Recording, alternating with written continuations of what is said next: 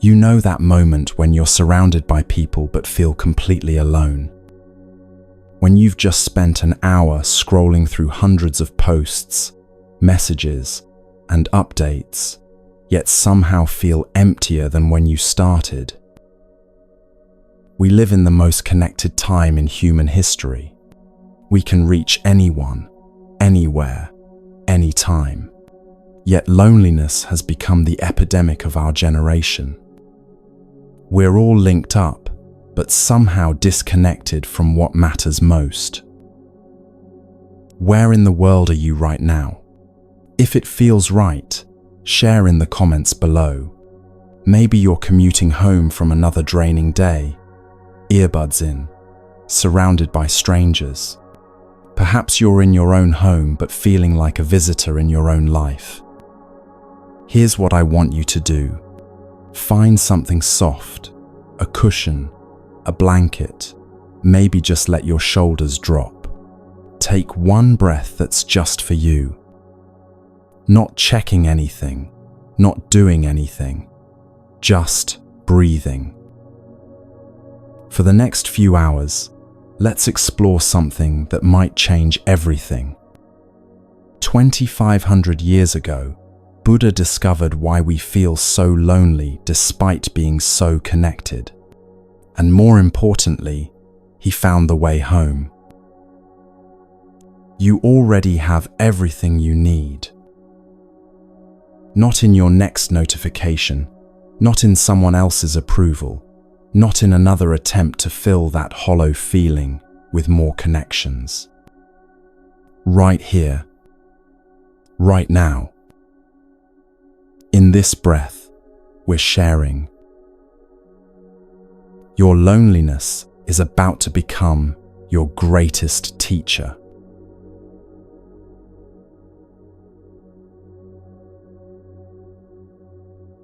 Think about this for a moment. You probably have more ways to connect with people than any human in history.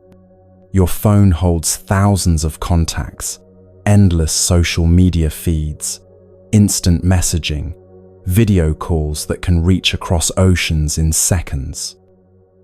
Yet here you are, listening to this, perhaps hoping someone might understand the particular kind of emptiness that comes with all this connection. This isn't your fault.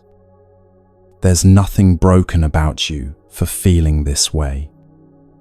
What you're experiencing is the beautiful paradox of our time. We've mastered the technology of connection, but somehow lost the art of it. Picture this familiar scene. It's late at night, and sleep eludes you. You reach for your phone, and the blue light illuminates your face as you scroll through the lives of people you call friends. Here's someone posting photos from their weekend getaway, all smiles and sunset views. There's another person sharing a work achievement. An old friend just announced their engagement with a photo that looks magazine perfect. You double tap to like. You leave a comment with a heart emoji. You might even share something yourself, maybe that carefully chosen photo from last week, the one where you look genuinely happy. For a moment, you feel connected. The little red notification badges light up. People are responding. You exist in their digital world. But then you set the phone down, and the silence feels heavier than before. Because somewhere beneath all those connections, there's a question that keeps arising. Does anyone really know me? This scene plays out millions of times every night across the world. In homes everywhere, people of all ages and backgrounds find themselves united by this shared experience of digital connection that somehow leaves them feeling more alone than ever. The numbers tell a story that would have seemed impossible just a generation ago.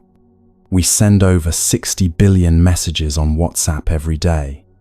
We upload 4 billion hours of video to YouTube monthly. We share 95 million photos on Instagram daily. Yet surveys consistently show that loneliness has reached epidemic levels across all age groups. We live in a world where daily commutes happen in complete silence. 50 people on a train, all staring at their screens, connected to people who aren't there, while ignoring the people who are. We can tell you exactly what acquaintances had for breakfast, but we've never had a real conversation with our neighbors. Even our most intimate gatherings have been transformed. Family dinners, where everyone sits together but exists in separate digital worlds. Birthday parties, where people experience the celebration through their camera phones rather than their actual presence. Wedding ceremonies, where guests watch the ceremony through screens as they record it for later, missing the actual moment happening before their eyes. This is the tender ache of our time. We're seen constantly, photographed, tagged, mentioned, messaged. Our digital selves are witnessed by hundreds, sometimes thousands of people. Yet, we carry this profound sense of being unknown. It's like standing in a crowded room where everyone knows your name but no one knows your heart. Consider how many birthday wishes you receive each year from people who barely know your current life. Hundreds of friends can wish you well, yet when you're going through something difficult, you might struggle to find someone you feel comfortable calling. You have connections, but perhaps no real intimacy. That distinction between connection and intimacy, between being seen and being known, that's where the loneliness lives. We've created avatars of ourselves, highlight reels, carefully edited versions of our lives, and people connect with those images, those curated moments. But the messy, beautiful, vulnerable reality of who we are, that often remains hidden, even from ourselves. The pressure to maintain these digital personas has created an exhausting way of living. Every experience must be documented, every thought must be shareable, every emotion must be transformed into content. We've learned to live our lives as if we're constantly being watched, constantly being judged, constantly needing to prove our worth through external validation. Even our private moments have become public performances. We take photos of our meals, our workouts, our quiet moments, our struggles. We've lost the ability to simply experience life without immediately thinking about how to present that experience to others. The boundary between living and performing has dissolved completely. The Buddha, 2,500 years ago, described something that sounds remarkably familiar. He spoke of hungry ghosts, beings with enormous appetites and tiny mouths, never able to satisfy their hunger, no matter how much they consume. Isn't that what we've become with our digital connections? Endlessly consuming likes, shares, comments, messages, yet never quite feeling full. We check our phones on average 96 times a day. 96 times we reach for connection, for validation, for the feeling that we matter. But each time we put the device down, the hunger returns, because we're feeding the wrong part of ourselves. You might know this feeling, getting dozens of likes on a photo and still feeling empty inside. It's like drinking salt water when you're thirsty. It makes you more desperate, not less. External validation, no matter how abundant, can never satisfy our deepest need for authentic connection. The design of these platforms amplifies this problem. They're engineered to capture and hold our attention, to make us crave the next notification, the next like, the next comment. The variable reward schedule, never knowing when the next validation will come, creates the same psychological patterns found in gambling addiction. We've become trapped in feedback loops designed by teams of neuroscientists and behavioral economists. Our brains release dopamine when we post something and receive positive feedback. But like any addiction, we need increasingly higher doses to achieve the same feeling. What started as connection has become compulsion. Here's what's really happening. In our rush to connect with everyone, we've disconnected from the one person who's always with us, ourselves. We know what hundreds of acquaintances had for lunch, but we've forgotten how to sit quietly with our own thoughts. We can video chat with someone on the other side of the world, but we struggle to have a conversation with our own hearts. Think about the last time you were truly alone with yourself. Not alone with your phone, not alone with the TV on, not alone while multitasking. Just you, in silence, with your own presence. For many of us, it's been so long, we can't remember. And when we do find ourselves in that space, it feels uncomfortable, almost frightening. We immediately reach for a distraction, a device, anything to fill the void. You've probably experienced this yourself. You sit down somewhere peaceful, maybe with just a cup of tea or coffee. For a brief moment, you're present, looking around, breathing. Then, the fidgeting begins. The nervous energy. Within minutes, your phone is out, and you're scrolling through something, anything, to escape the discomfort of being alone with yourself. We've become afraid of our own company. We've outsourced our entertainment, our validation, our sense of purpose to external sources. No wonder we feel lost when those sources disappear. The statistics paint a stark picture. Depression and anxiety rates have skyrocketed alongside our connectivity. The more connected we become digitally, the more disconnected we feel emotionally. Young adults report feeling lonelier than elderly people, despite being the most digitally connected generation in history. But it's not just young people. Parents find themselves competing with devices for their children's attention. Couples sit in restaurants, both staring at their phones instead of each other. Friends gather for coffee but spend more time looking at their screens than into each other's eyes. We're together but separate, connected but isolated. We live in an age of constant stimulation. Notifications ping throughout the day, demanding our attention. We've trained ourselves to respond immediately to every buzz, every chime, every red badge. Our attention has been scattered across dozens of platforms, hundreds of relationships, thousands of pieces of information. Is it any wonder we feel fragmented? The depth of human connection requires sustained attention, patience, presence. But our digital habits have trained us for the opposite. Quick hits, instant gratification, surface-level engagement. We've become accustomed to skimming rather than diving deep, to liking rather than loving, to following rather than befriending. Even our language has changed to reflect this shift.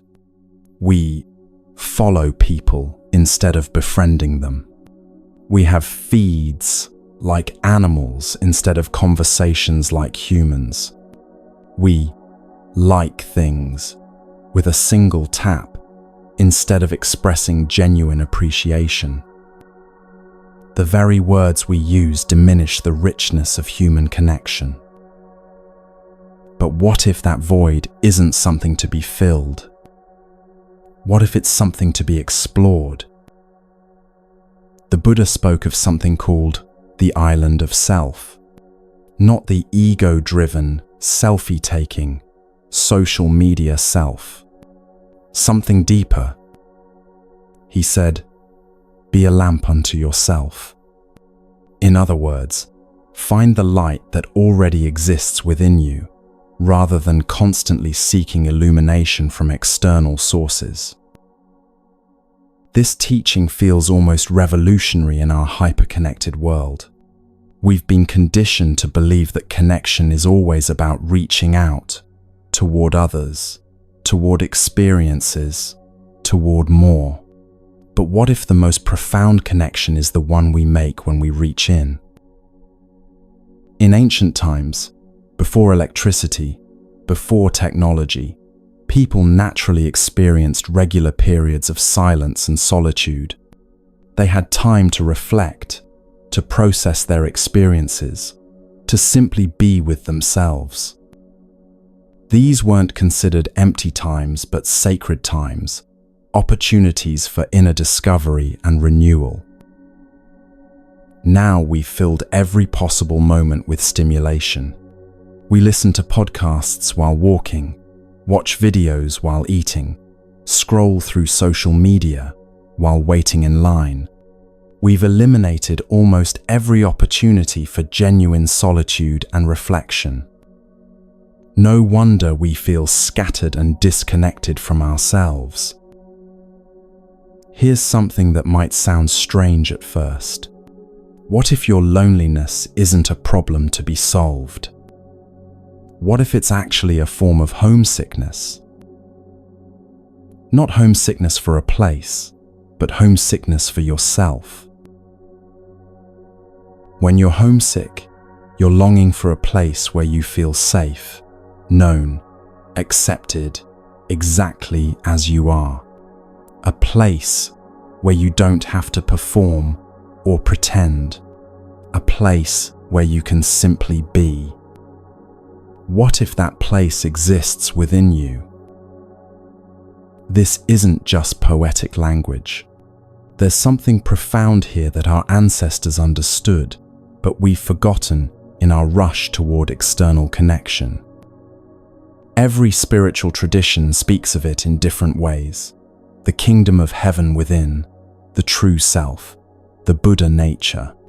They're all pointing to the same revolutionary idea. You already contain what you're looking for. But we've become strangers to ourselves. We know our social media analytics better than our breathing patterns. We can navigate complex digital algorithms, but struggle to navigate our own emotions. We've outsourced our sense of worth to external validation, likes, shares, comments, responses. No wonder we feel empty when the notifications stop coming. Consider how different family gatherings have become. Multiple generations sitting in the same room, but each absorbed in their individual screens. The art of conversation, of sitting together in comfortable silence, of truly being present with one another, these have become rare and precious skills. We've created a culture of continuous partial attention. We're always half present, half distracted, half listening. Even in our most intimate relationships, we struggle to give our full attention. How can we expect to feel truly connected when we're never truly present? The irony is breathtaking. We have access to more information about human connection than any generation before us. We understand psychology, neuroscience, the mechanics of relationships. Yet we're experiencing unprecedented levels of loneliness and disconnection. It's as if we've learned everything about connection except how to actually connect. Here's what the Buddha understood 2,500 years ago that we're just beginning to rediscover. The quality of our connections with others can only be as deep as our connection with ourselves. You can't give what you don't have. You can't love others fully if you haven't learned to be at home with yourself. When you feel that familiar loneliness creeping in, whether you're scrolling through your phone late at night or sitting in a crowded place feeling invisible, there's another way to respond. Instead of immediately reaching out, try reaching in. Instead of asking, "Who can make me feel less alone?" try asking, "How can I come home to myself?" This shift in perspective changes everything. Instead of seeing loneliness as evidence that you're lacking something, you begin to see it as an invitation.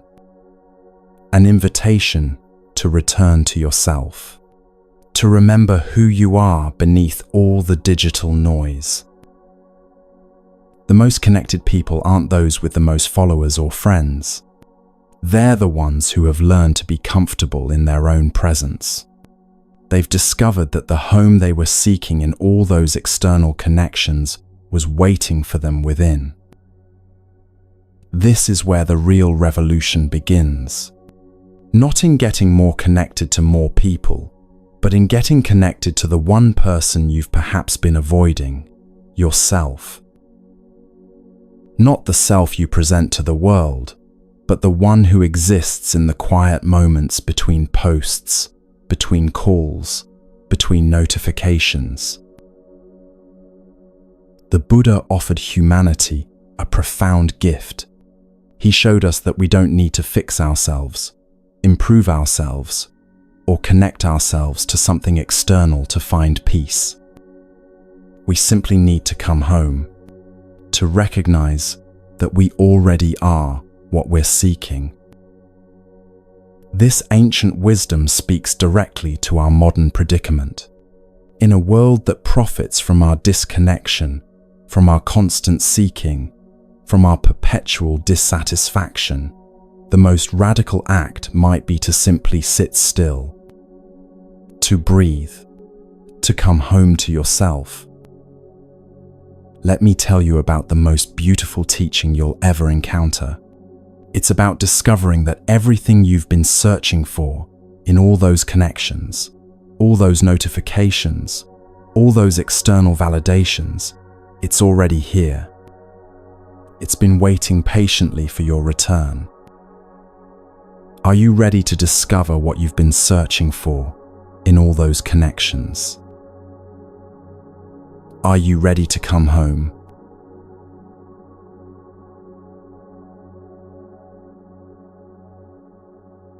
"2,500 years ago, the Buddha made a discovery that speaks directly to our modern crisis of connection. He found that home is not a place you travel to. Home is within you. There is an island, he taught, that you must return to, the island of yourself. This isn't just beautiful poetry. This is practical wisdom for anyone who has ever felt lonely in a crowded room. Loneliness has become the defining experience of our time. We feel profoundly alone, even when surrounded by people. We are, as Thich Nhat Hanh beautifully puts it, lonely together. We gather in coffee shops, in offices, in our own living rooms, each person absorbed in their individual digital world, physically present, but emotionally absent. There's a vacuum inside us that we can all feel. An emptiness that seems to grow larger the more we try to fill it with external connections. We believe instinctively that if we can just connect with enough people, receive enough messages, get enough likes and comments, this feeling of loneliness will disappear. so we reach for our devices. Technology supplies us with countless ways to stay connected. We're always plugged in, always available, always linked to someone somewhere. We check email multiple times a day, send messages constantly, post updates about our lives, expecting others to respond. We keep ourselves busy throughout the entire day with the work of connecting. But something strange happens. Despite all this connection, despite all this communication, despite all this digital togetherness, we continue to feel lonely. The emptiness doesn't go away. Sometimes it actually grows stronger. We're more connected than any generation in human history, yet loneliness has reached epidemic proportions across all age groups. Why doesn't all this connection heal our loneliness? The Buddha discovered the answer 2,500 years ago, and Thich Nhat Hanh has spent his life sharing this wisdom with our modern world. The problem isn't that we're not connected enough to other people. The problem is that we've become disconnected from ourselves. In our daily lives, we walk without knowing that we're walking. We're alive, but we don't know that we're alive.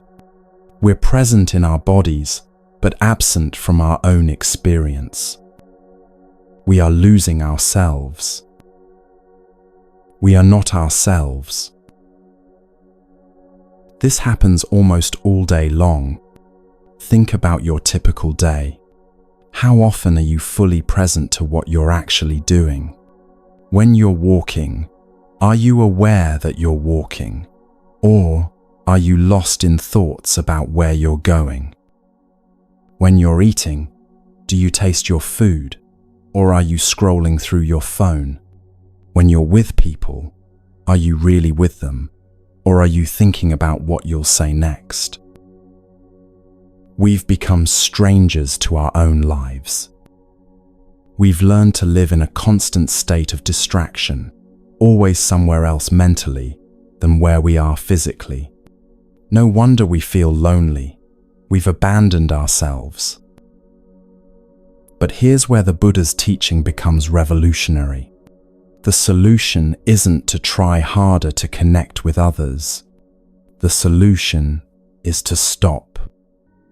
To sit down, to perform what Thich Nhat Hanh calls an act of revolution. When you sit down mindfully, you cut off that state of losing yourself. You interrupt the pattern of being everywhere except where you actually are. You refuse to participate, even for a few minutes, in the endless distraction that has become normal life. This is why sitting meditation is so different from everything else you might try to feel less lonely. You're not reaching for your phone. You're not trying to connect with someone else. You're not seeking external validation or stimulation. You're simply sitting down and choosing to be present with yourself. You don't need an iPhone or a computer to do this. You don't need any technology at all. You just need to sit down mindfully and breathe mindfully. In a few seconds, literally just seconds, you can connect with yourself. Your breath has been waiting for you this whole time. While you've been seeking connection everywhere else, your breath has been offering you the most intimate connection possible, the connection between your mind and your body, between your awareness and your life. When you begin to pay attention to your breathing, you immediately know what's going on. What's happening in your body right now? What emotions are you carrying? What's the quality of your thoughts? For the first time in perhaps hours or days, you're actually present to your own experience. And in that moment of presence, you make an extraordinary discovery. You are already home. Not the home you left this morning, not the place where your mail is delivered, but home in the deepest sense, at ease in your own presence, comfortable with your own company, accepting of your own experience exactly as it is. But if you're like most people, when you first turn your attention inward, you might be surprised by what you find. Home has become a mess. You've left it unattended for so long, focusing all your energy on external connections, that your inner world feels chaotic, neglected, overwhelming. This is perfectly normal. Thich Nhat Hanh teaches that going home means accepting the situation as it is. Yes, it's a mess. Yes, you've allowed things to become scattered and neglected inside yourself. But that's okay, because you've been away for a long time. Now you're home, and you can begin to tidy up. With your mindful breathing, you begin to bring order to your inner world, not by forcing or fighting, but by simply being present. You begin to smile at everything you find inside yourself, the sadness, the fear, the loneliness, the anxiety. You allow your body to release the tension it's been carrying. The Buddha taught exactly how to do this, how to breathe in a way that releases physical tension, how to be aware of your feelings without being overwhelmed by them, how to bring the same kindness to your inner world that you would offer to a dear friend. When you become aware of your loneliness, instead of trying to escape it or fix it, you can learn to greet it like an old friend. My dear loneliness, you might say silently, I know you are there. I am here to take care of you. This isn't just a meditation technique. It's a way of making peace with your own experience. You can do the same with fear, with sadness, with anxiety. Instead of seeing these feelings as problems to be solved or emotions to be avoided, you can recognize them as parts of yourself that need attention. Like a wounded child who has been waiting for someone to notice their pain, these feelings just need to be acknowledged, held with tenderness. There's a wounded child in each of us. You can recognize her, recognize him, and you can embrace this part of yourself tenderly, the way you would comfort any child who was hurting. This is the act of going home and taking care of home. Every time you take a breath, whether you're breathing in or breathing out, you have the opportunity to go back to yourself. Every step you take can bring you home to the here and now, so you can connect with yourself, with your body, with your feelings. This is real connection. You don't need technology for this. You don't need anyone else's permission or participation. You don't need to wait for the right circumstances or the perfect moment. Right now, as you're listening to this, you can place one hand on your chest and feel your heart beating. You can take one conscious breath and connect with the simple fact that you're alive. This is revolutionary. In a world that profits from your distraction, from your disconnection from yourself, simply being present is an act of rebellion.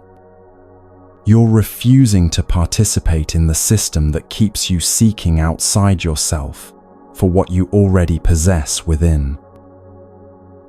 But here's what makes this teaching so relevant to our crisis of connection. There's an illusion of connection that technology provides. You think that with all these devices, all these apps, all these ways to reach other people, you can truly connect.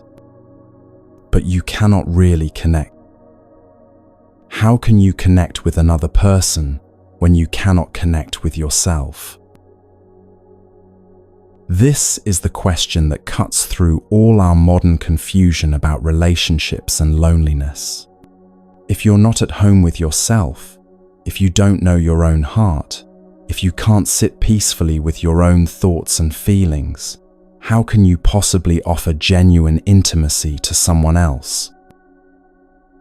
The teaching of the Buddha about going home to the island of self is the way to heal not just our individual loneliness, but our collective disconnection. It starts with the revolutionary act of turning inward. The way out is in. When you take a step, you go into yourself, because that step brings you home to the here and now. It helps you connect with your body. Your body is your breath, your feet, your lungs, your heart. When you're connected to your body, you're connecting with an essential part of your home. Think about how often you completely forget you have a body. When you spend 2 hours staring at a computer screen, you might forget entirely that you exist as a physical being. Without your body, how can you be alive? Yet we regularly live as if we're just floating heads, just thinking minds, disconnected from the physical reality of our existence. Many people have started programming a bell of mindfulness into their computers. Every 15 minutes, they hear a gentle sound that reminds them to stop working, stop thinking, and return to their breath. For just a moment, they enjoy breathing in, they connect with themselves, they smile, they become alive again. They remember that they have a body, which is a wonder. Your body is indeed a wonder, and connection is, first of all, connection with your body. Then there are your feelings, whether sadness or anger or loneliness. These feelings are you. You connect with them through your mindful breathing. You smile to your feelings and say, "Don't worry, I'm home. I will take care of you." You embrace your feelings with tenderness, whether they're fear or anger or loneliness. This is what it means to be a home for yourself. The Buddha said, "Be an island unto yourself." Taking refuge in the island of yourself, this is the practice he recommended. But this doesn't mean isolation. It means becoming so grounded in your own presence that you're no longer desperately seeking completion from others. When you walk from the parking lot to your office, why don't you go home with every step? Why continue to think, to worry, to suffer when every step can bring you home? You can walk like a Buddha, act like a free person. This is possible. You can recover yourself. You can connect with yourself with every step. Every step brings you freedom when you're present to it. And here's the beautiful truth about this practice. Once you find a home for yourself, you can help your partner find theirs. Because your partner is also lonely. They're also looking for a home, for warmth, for safety. But now that you have a home within yourself, you can go to them from a place of fullness rather than emptiness. Since you have a home, you're in a position to help them find their home too. You're confident because you know how to connect with yourself, how to create a sense of home within yourself. That confidence, that groundedness, will inspire them to do the same. They can find a home in you because you've found a home in yourself. They can lean on your stability while they build their own inner sanctuary. But before you can help anyone else, you must help yourself. You must connect with yourself. Without this first step, The second step of genuinely connecting with others is not possible. This is what the Buddha discovered under the tree, and what Thich Nhat Hanh has spent his life teaching our modern world. We don't really need an iPhone or any device to connect with another person. What we need are eyes that can look with compassion. Even if the other person is not in the same town, you can connect easily because you are already yourself. You are already home. Whatever you say, whatever you think from this grounded place will help them recover themselves. And when they become able to go back to themselves, your relationship becomes a real relationship. Because both of you have found home within yourselves. When you come together from this place, you find home in each other at the same time as you find it in yourselves. This creates what Thich Nhat Hanh calls a collective home. There's a home here in you, a home here in them, and a home that exists in the space between you. This collective home becomes the foundation for everything else. If you want to help society, if you want to help your community, if you want to make a difference in the world, you have to start here, with yourself, with coming home to your own presence. When you have a true home within yourself, you have happiness, you have safety, you have fulfillment. And then you're in a condition to go to others, whether they're individuals, groups, or society as a whole. This is the way prescribed by the Buddha. Everything begins with yourself. The teaching is very clear. Every breath, every step, every moment of sitting, every act, like drinking tea or cleaning your home, when done in mindfulness, helps you to go home and to enjoy the wonders of life around you and within you. Your body is a wonder. The natural world around you, the hills, the streams, the sky, these are all wonders. They have the power to heal when you're present enough to receive them. But first, you must come home to yourself. But here's the tender part that makes this practice so healing for our modern loneliness. When you first sit down and turn your attention inward, you might meet the parts of yourself that have been waiting for your love for a very long time.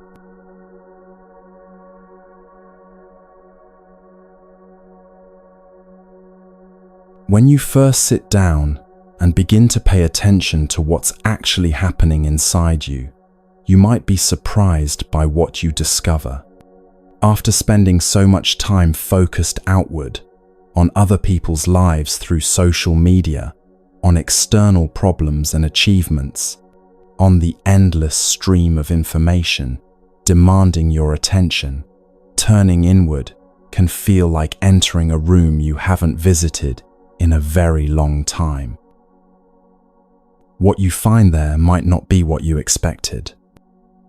Instead of peace or emptiness or spiritual bliss, you might encounter something much more human, much more tender. You might meet the parts of yourself that have been waiting patiently for your attention. This is where the Buddha's teaching becomes deeply practical and beautifully healing. He taught us not just to be aware of our breathing, but to become aware of our feelings. Your feelings of loneliness, of sadness, of fear, of anxiety. And instead of trying to push these feelings away, or fix them or distract yourself from them, he offered a revolutionary approach. Smile to them. Imagine greeting your difficult emotions the way you would greet an old friend who has traveled a long distance to see you, with recognition, with warmth, with a genuine welcoming presence. I'm aware of my feeling of loneliness, you might say silently to yourself. I'm aware of my sadness, my fear, my anxiety. And then, remarkably, I smile to these feelings.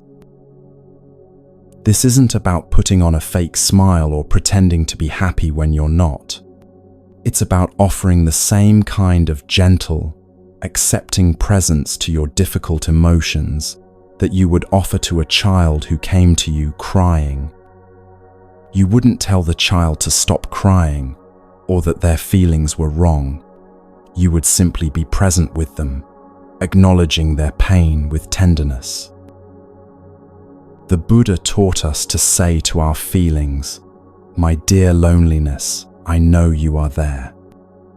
I am here to take care of you." These aren't just pretty words. They represent a complete transformation in how we relate to our inner experience. Think about how radical this is. In a culture that constantly tells us to be positive, to think happy thoughts, to overcome our negative emotions, here's an ancient teaching that says, welcome them in. Make space for them. Treat them like honored guests who have something important to tell you. You make peace with your loneliness. You make peace with your fear. Not by conquering them or transcending them, but by offering them the one thing they've been asking for all along, your loving attention. There's a wounded child in you. This isn't metaphorical or psychological jargon. It's a direct recognition of the part of yourself that carries the accumulation of all the times you felt unseen, unheard, misunderstood, or alone. You can recognize her. You can recognize him. And you can embrace this wounded child tenderly in your arms. This embrace isn't something you do once and then you're finished. It's the ongoing act of going home and taking care of home. Every time you return to mindful breathing, every time you pause and check in with yourself, you're offering this inner child the attention they've been seeking in all those external connections. When you first encounter this wounded part of yourself, you might be overwhelmed by how much pain is stored there, how much loneliness has accumulated over years of looking outside yourself for validation, for love, for the feeling of being truly known. This is perfectly normal. This is what happens when we've left home for a long time. Going home means accepting the situation as it is. Yes, it's a mess. Yes, there's accumulated sadness, fear, anxiety, loneliness. But you accept this because you recognize that you've been away for a long time.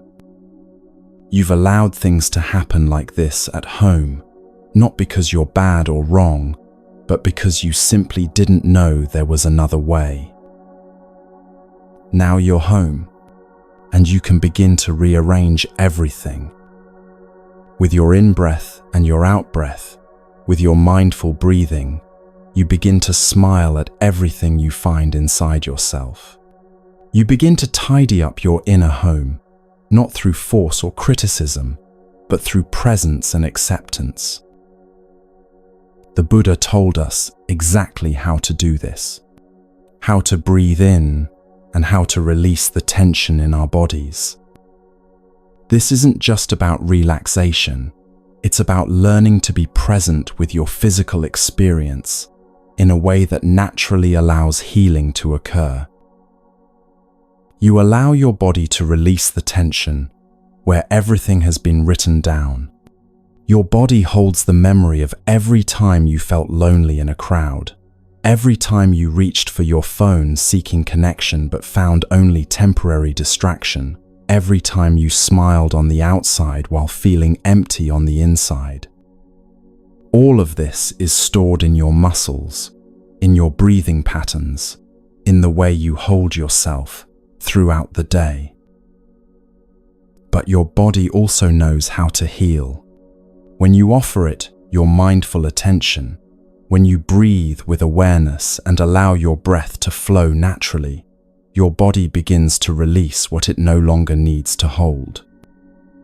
The tension starts to dissolve, not because you're forcing it to relax, but because you're finally providing the safety and presence your body needs to let go. This is why mindful breathing feels different from other relaxation techniques. You're not trying to achieve a particular state or force your body to behave in a certain way. You're simply offering your kind attention to whatever is actually happening right now. And in that attention, in that acceptance, natural healing begins to occur. Your breathing becomes like a gentle hand stroking the forehead of that wounded child within you. Each in-breath says, "I see you." Each out-breath says, "You're safe now." This isn't something you need to think or visualize. It happens naturally when you breathe with awareness and kindness. Sometimes, when you first begin to offer this kind of attention to your inner world, you might find that emotions rise to the surface more intensely than usual. You might feel like crying for no apparent reason, or feel waves of sadness or loneliness that seem to come from nowhere. This isn't a sign that something is wrong, it's a sign that something is finally right. These emotions aren't new. They've been there all along, beneath the constant activity and distraction. Now that you're finally present enough to feel them, they can begin to move through you and transform. Your tears, when they come, are just love, with nowhere to go, finally finding a way to flow. Think about how we usually respond to difficult emotions. We reach for our phones, turn on the TV, call someone, eat something, buy something, anything, to avoid feeling what we're actually feeling. We've learned to treat our emotions like emergencies that need to be fixed immediately, rather than natural movements of our inner life that simply need to be witnessed. But what if your sadness doesn't need to be fixed? What if your loneliness isn't a problem to be solved, but a part of you that needs to be heard? What if your anxiety is actually your inner wisdom trying to tell you something important about how you've been living? When you sit quietly and allow yourself to feel whatever is present without immediately trying to change it, you discover that emotions are much more fluid and temporary than you thought. They rise like waves, and when met with presence rather than resistance, they naturally subside. But they can only complete this natural cycle when they're not being pushed away or suppressed.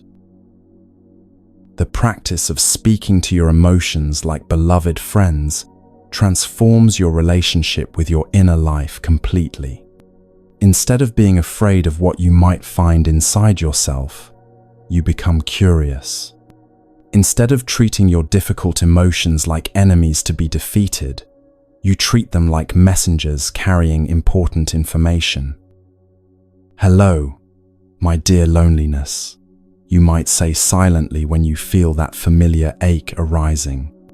"I see you there. I know you've been waiting for my attention. I'm here now. Tell me what you need."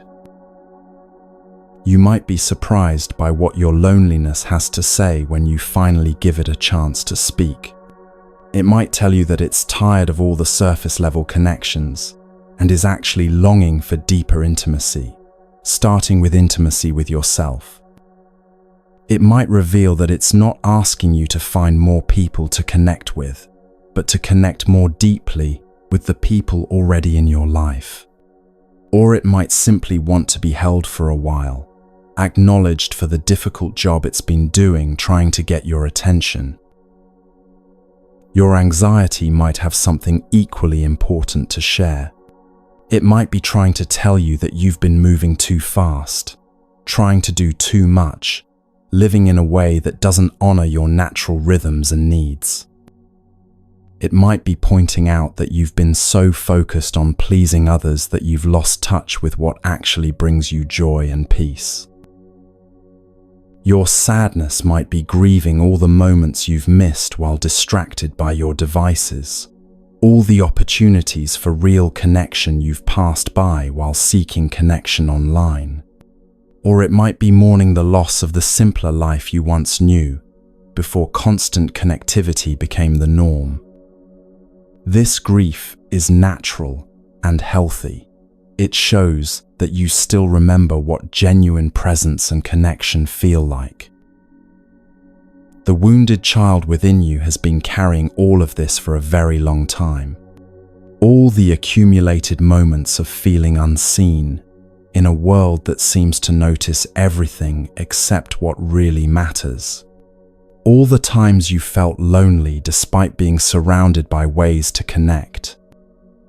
All the experiences of reaching out for authentic relationship but finding only digital facsimiles. This child doesn't need you to fix their pain or make it go away. They just need you to acknowledge that it's real, that their feelings make sense, that they're not asking for too much when they want to feel truly known and loved.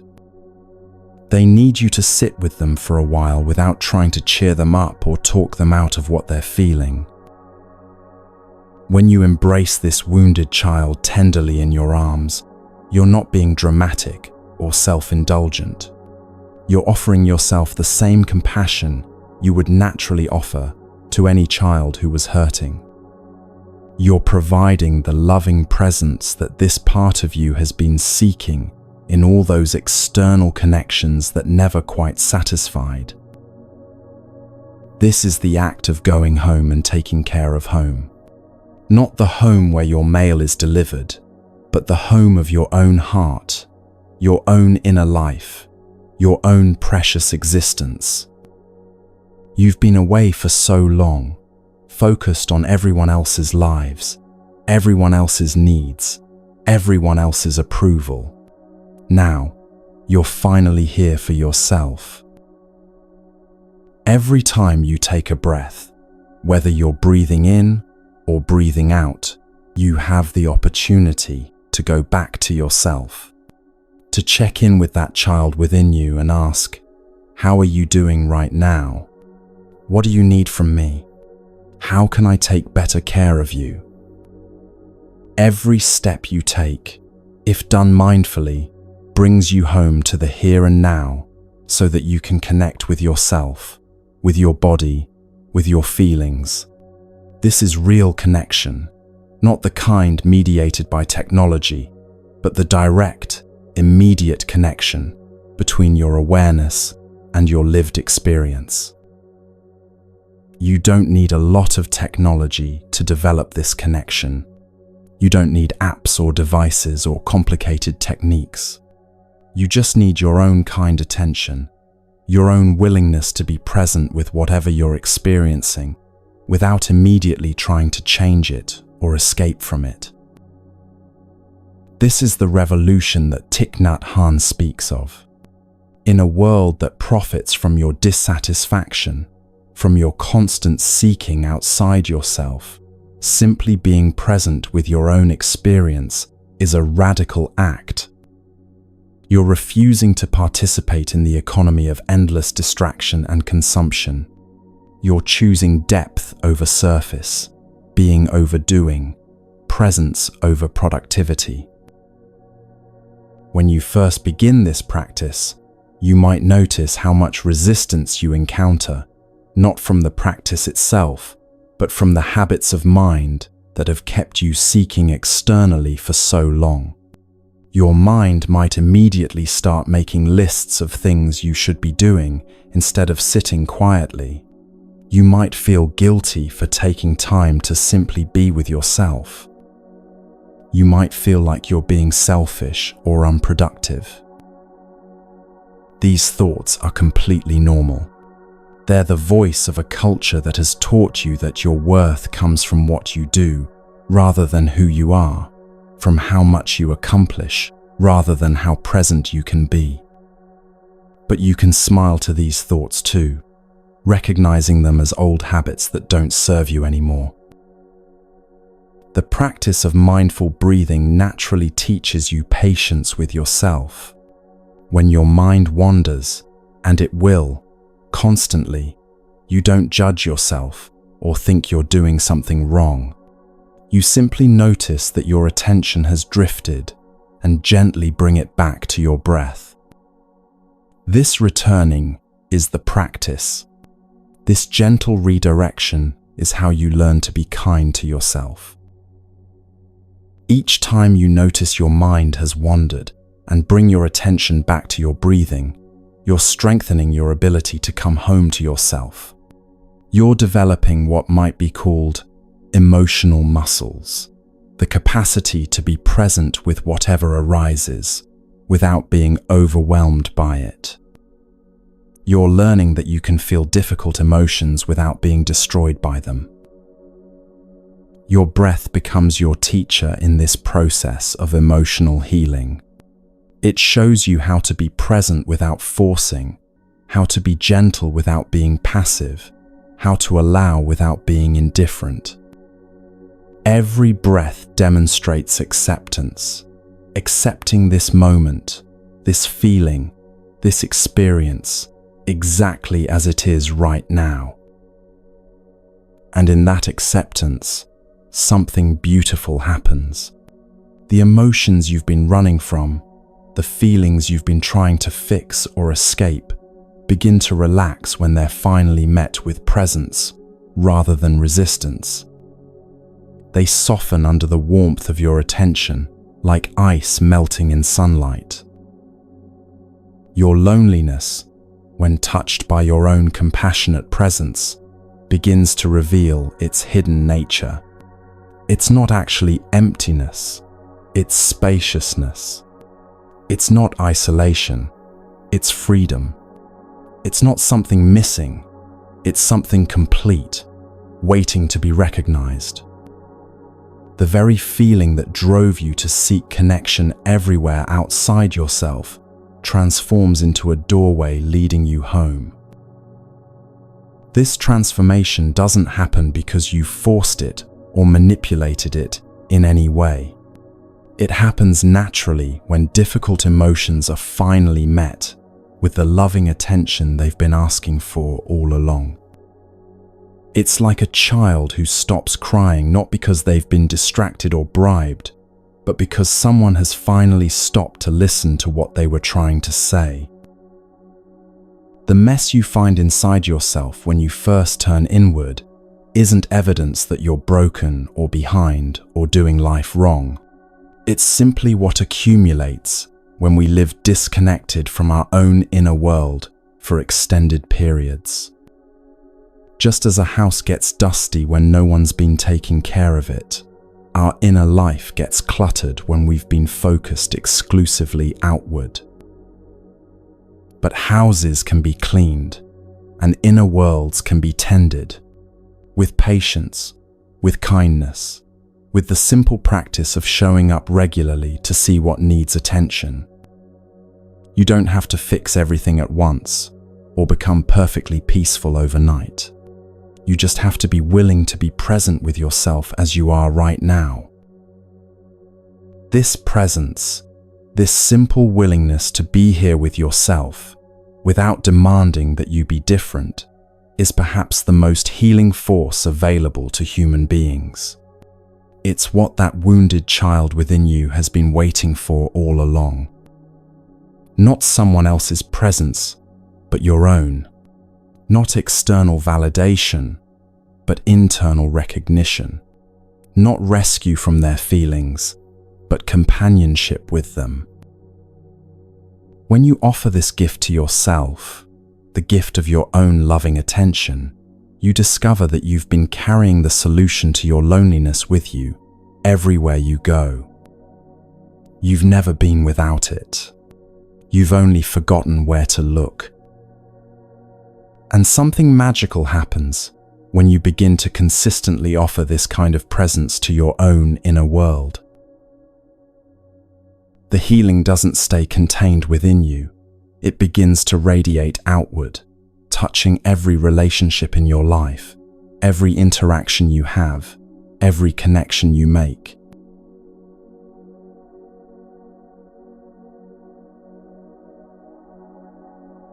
There's a profound shift that happens when you begin to consistently offer loving attention to your own inner world.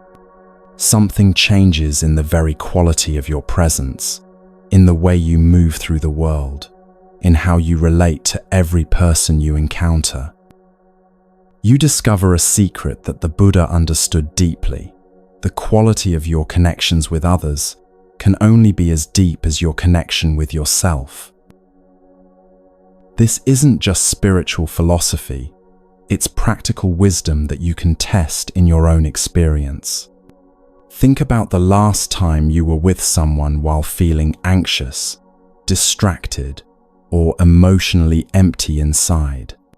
How present were you able to be with them? How much genuine attention could you offer when your own inner world was calling for care?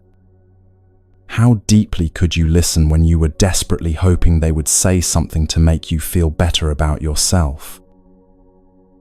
Now imagine being with that same person from a place of inner fullness.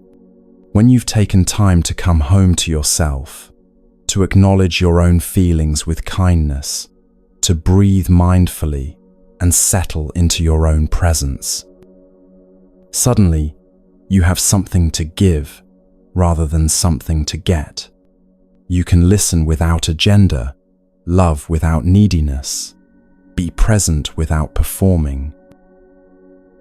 This is the beautiful truth that transforms everything about how we understand relationships and connection. You can only love others as much as you love yourself. Not because you're being selfish, but because love isn't something you extract from others. It's something you become and then naturally share. When you haven't learned to be at home with yourself, every relationship becomes a form of seeking. You might not be conscious of it, but you're constantly looking for the other person to validate you, to make you feel worthy, to fill the emptiness you feel inside. You're not really seeing them, you're seeing what you hope they can do for you. This creates an exhausting dynamic for everyone involved. The other person feels the pressure of being responsible for your emotional well-being. They sense that you need something from them, even if they can't name what it is. And you end up disappointed when they inevitably fail to provide what you can only provide for yourself. But something extraordinary happens when you stop expecting other people to complete you. When you've done the inner work of coming home to yourself, of learning to sit peacefully with your own thoughts and feelings, of becoming your own source of comfort and validation, then your relationships become gifts rather than necessities. You begin to see people as they actually are, rather than as you need them to be. Your eyes, as the Buddha taught, become eyes that see with compassion rather than eyes that are desperately seeking something. This shift in perception changes everything about how you connect with others.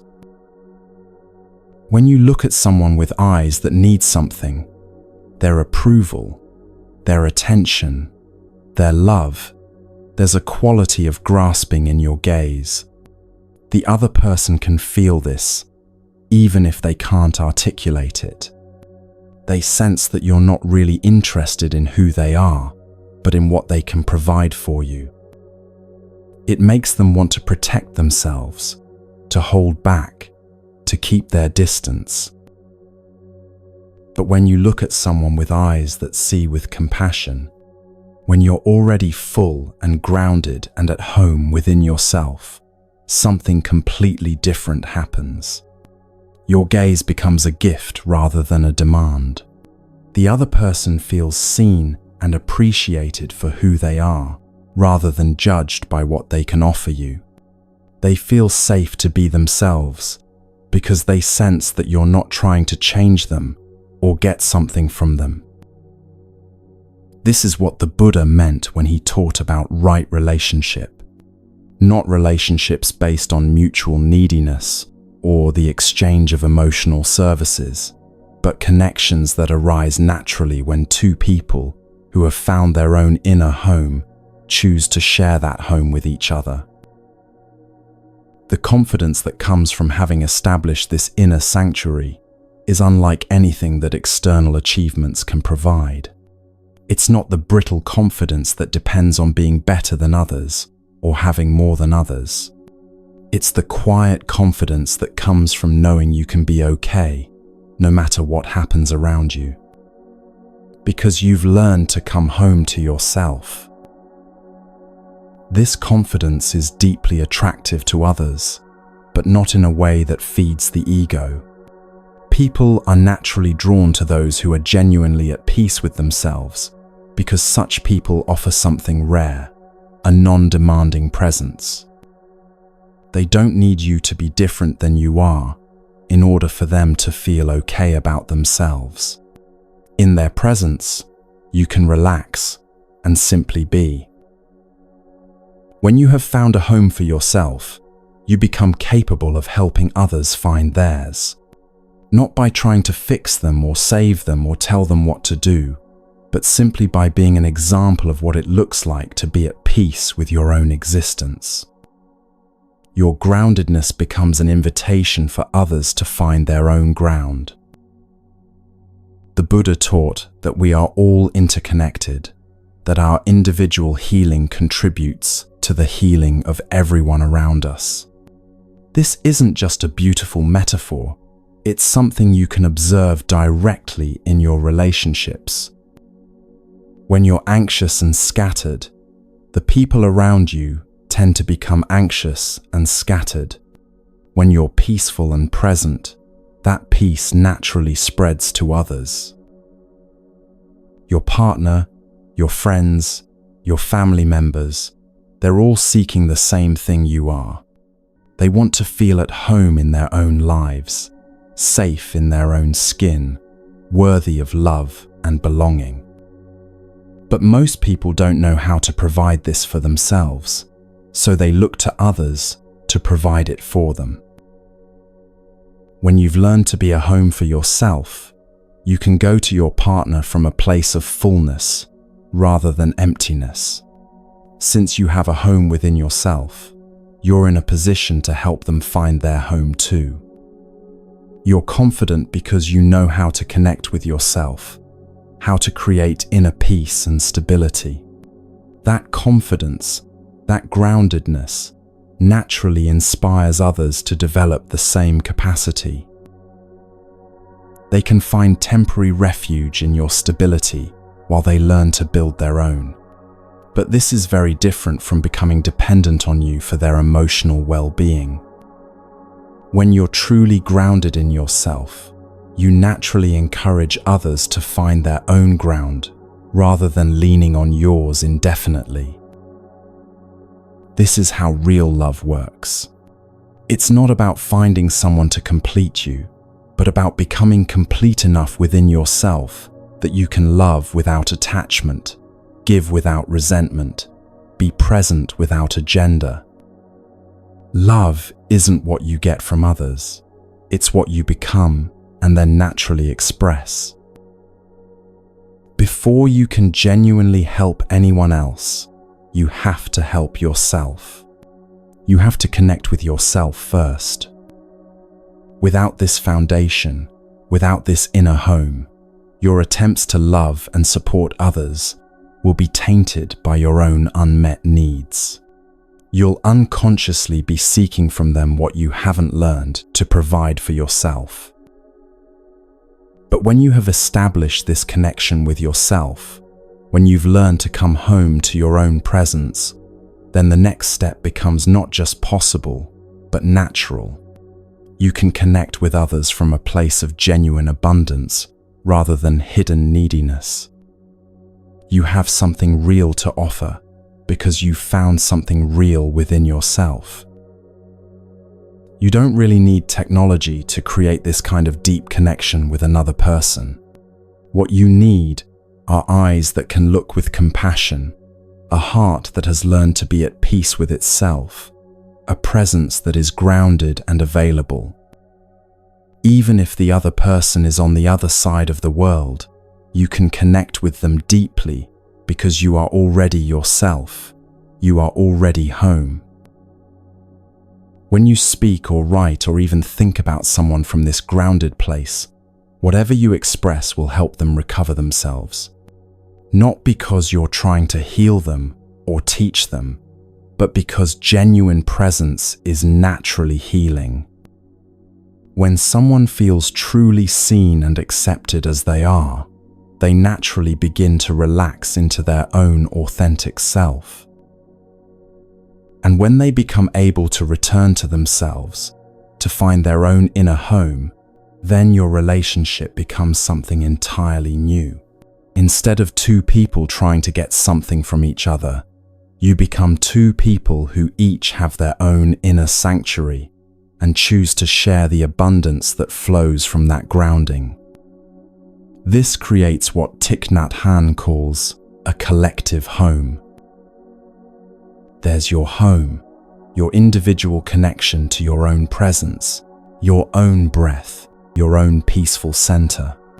There's their home, their own relationship with themselves, their own capacity for inner peace and self-acceptance.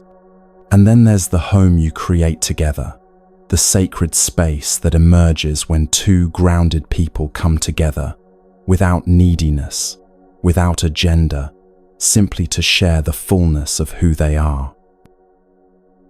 This collective home becomes the foundation for everything else in the relationship. Decisions are made from wisdom rather than fear. Conflicts are approached with curiosity rather than defensiveness. Each person can be fully themselves because they don't need the other person to be different in order to feel okay. They can love each other's humanity, including the difficult parts, because they've learned to love their own. This kind of relationship becomes a source of healing not just for the two people involved, but for everyone who witnesses it. Others can see what's possible when love flows from fullness rather than emptiness, when connection arises from strength rather than neediness.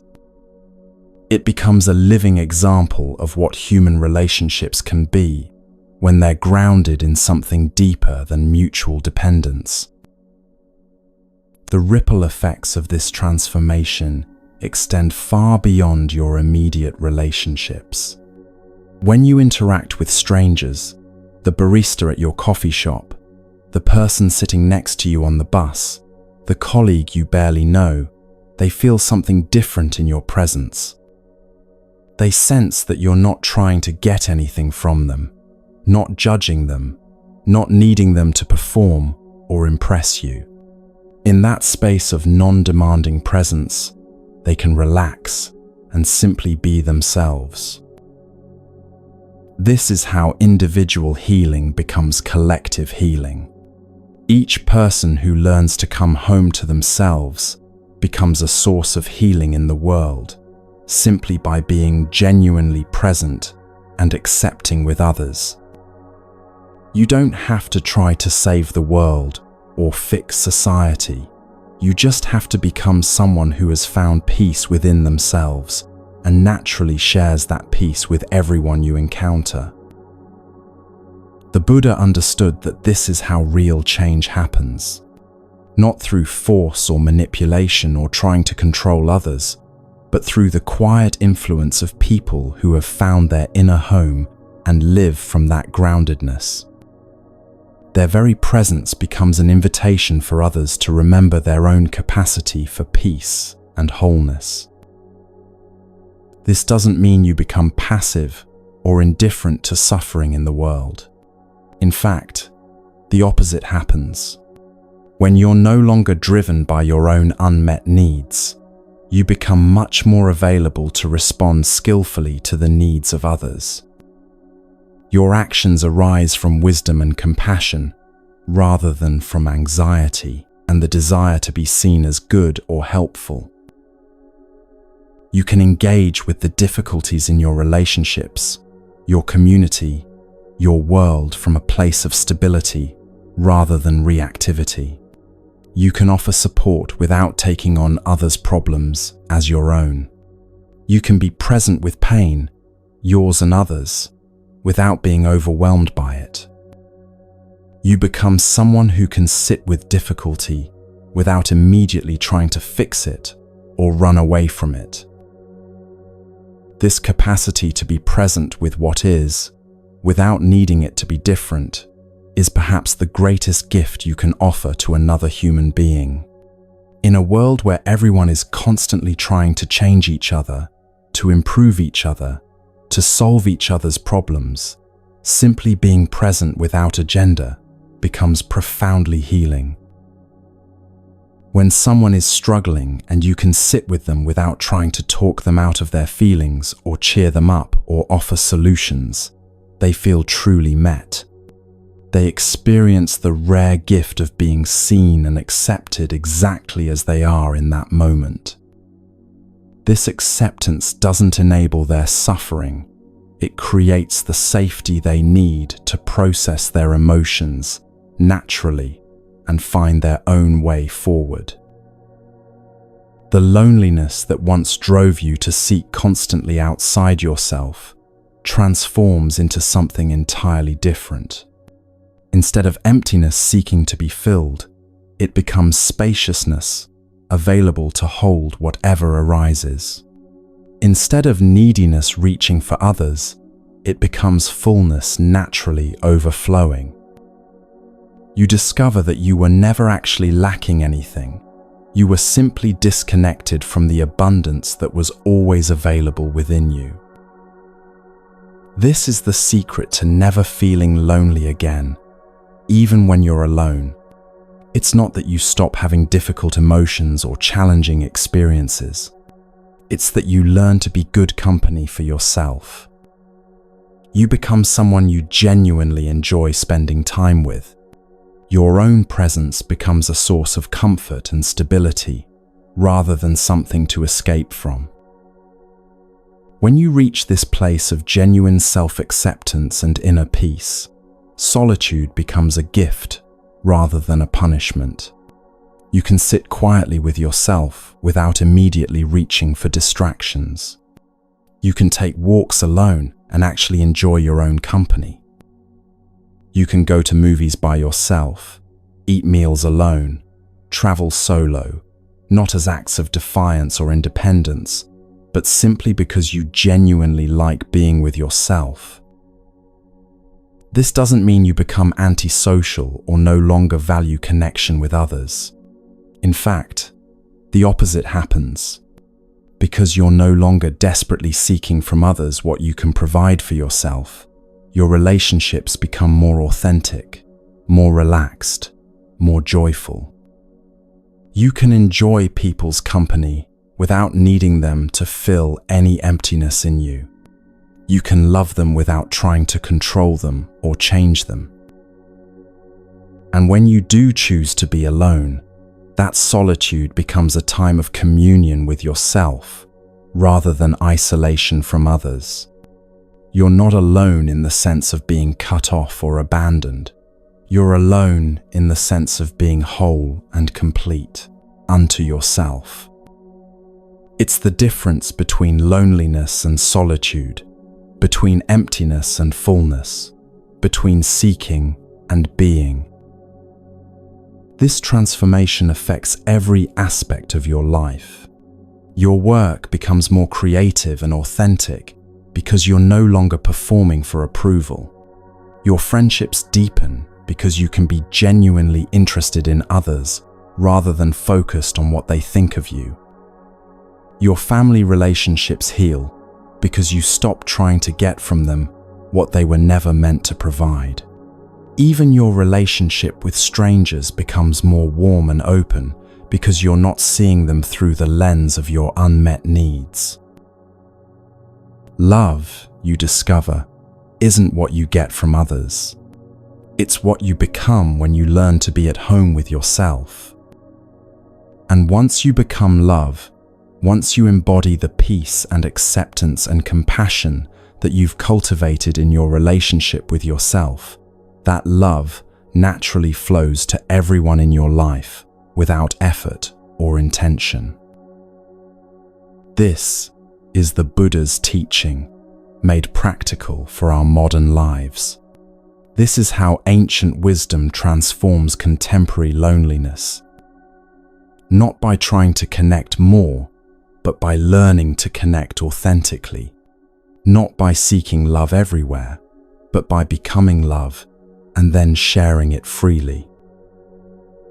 And when two people who have each found this inner home come together, something beautiful happens that transcends anything either could create alone. They discover that love multiplied is infinitely greater than love divided, and that true intimacy is only possible between two people who are already complete.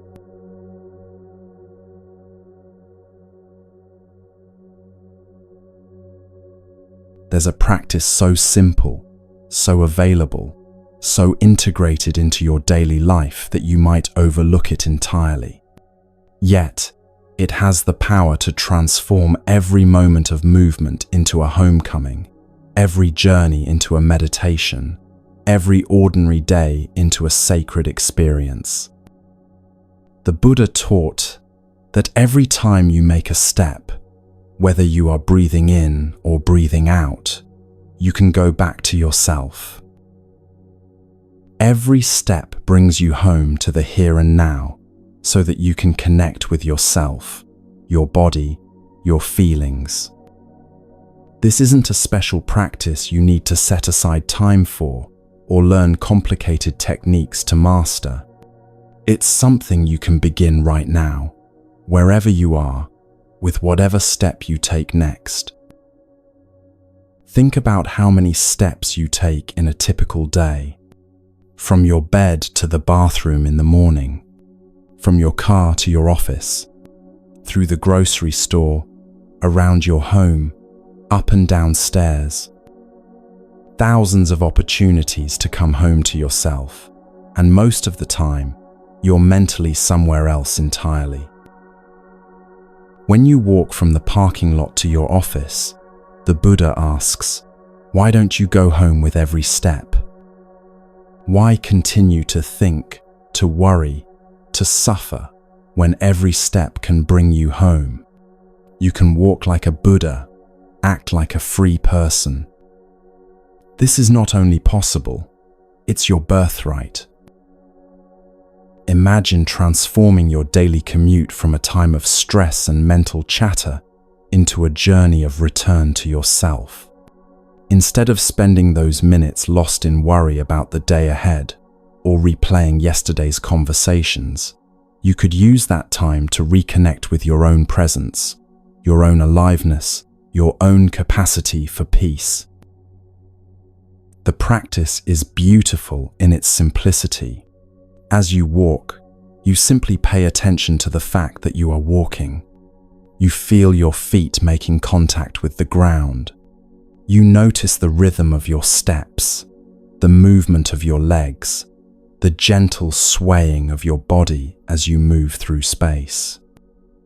You coordinate your breathing with your walking, allowing each step to bring you more fully into the present moment.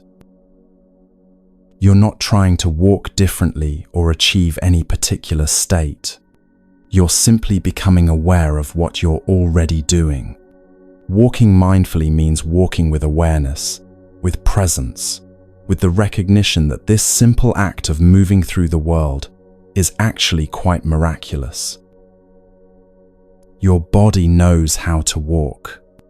It learned this complex coordination of muscles and balance and forward momentum when you were very young, and now it performs this miracle automatically, without your conscious direction.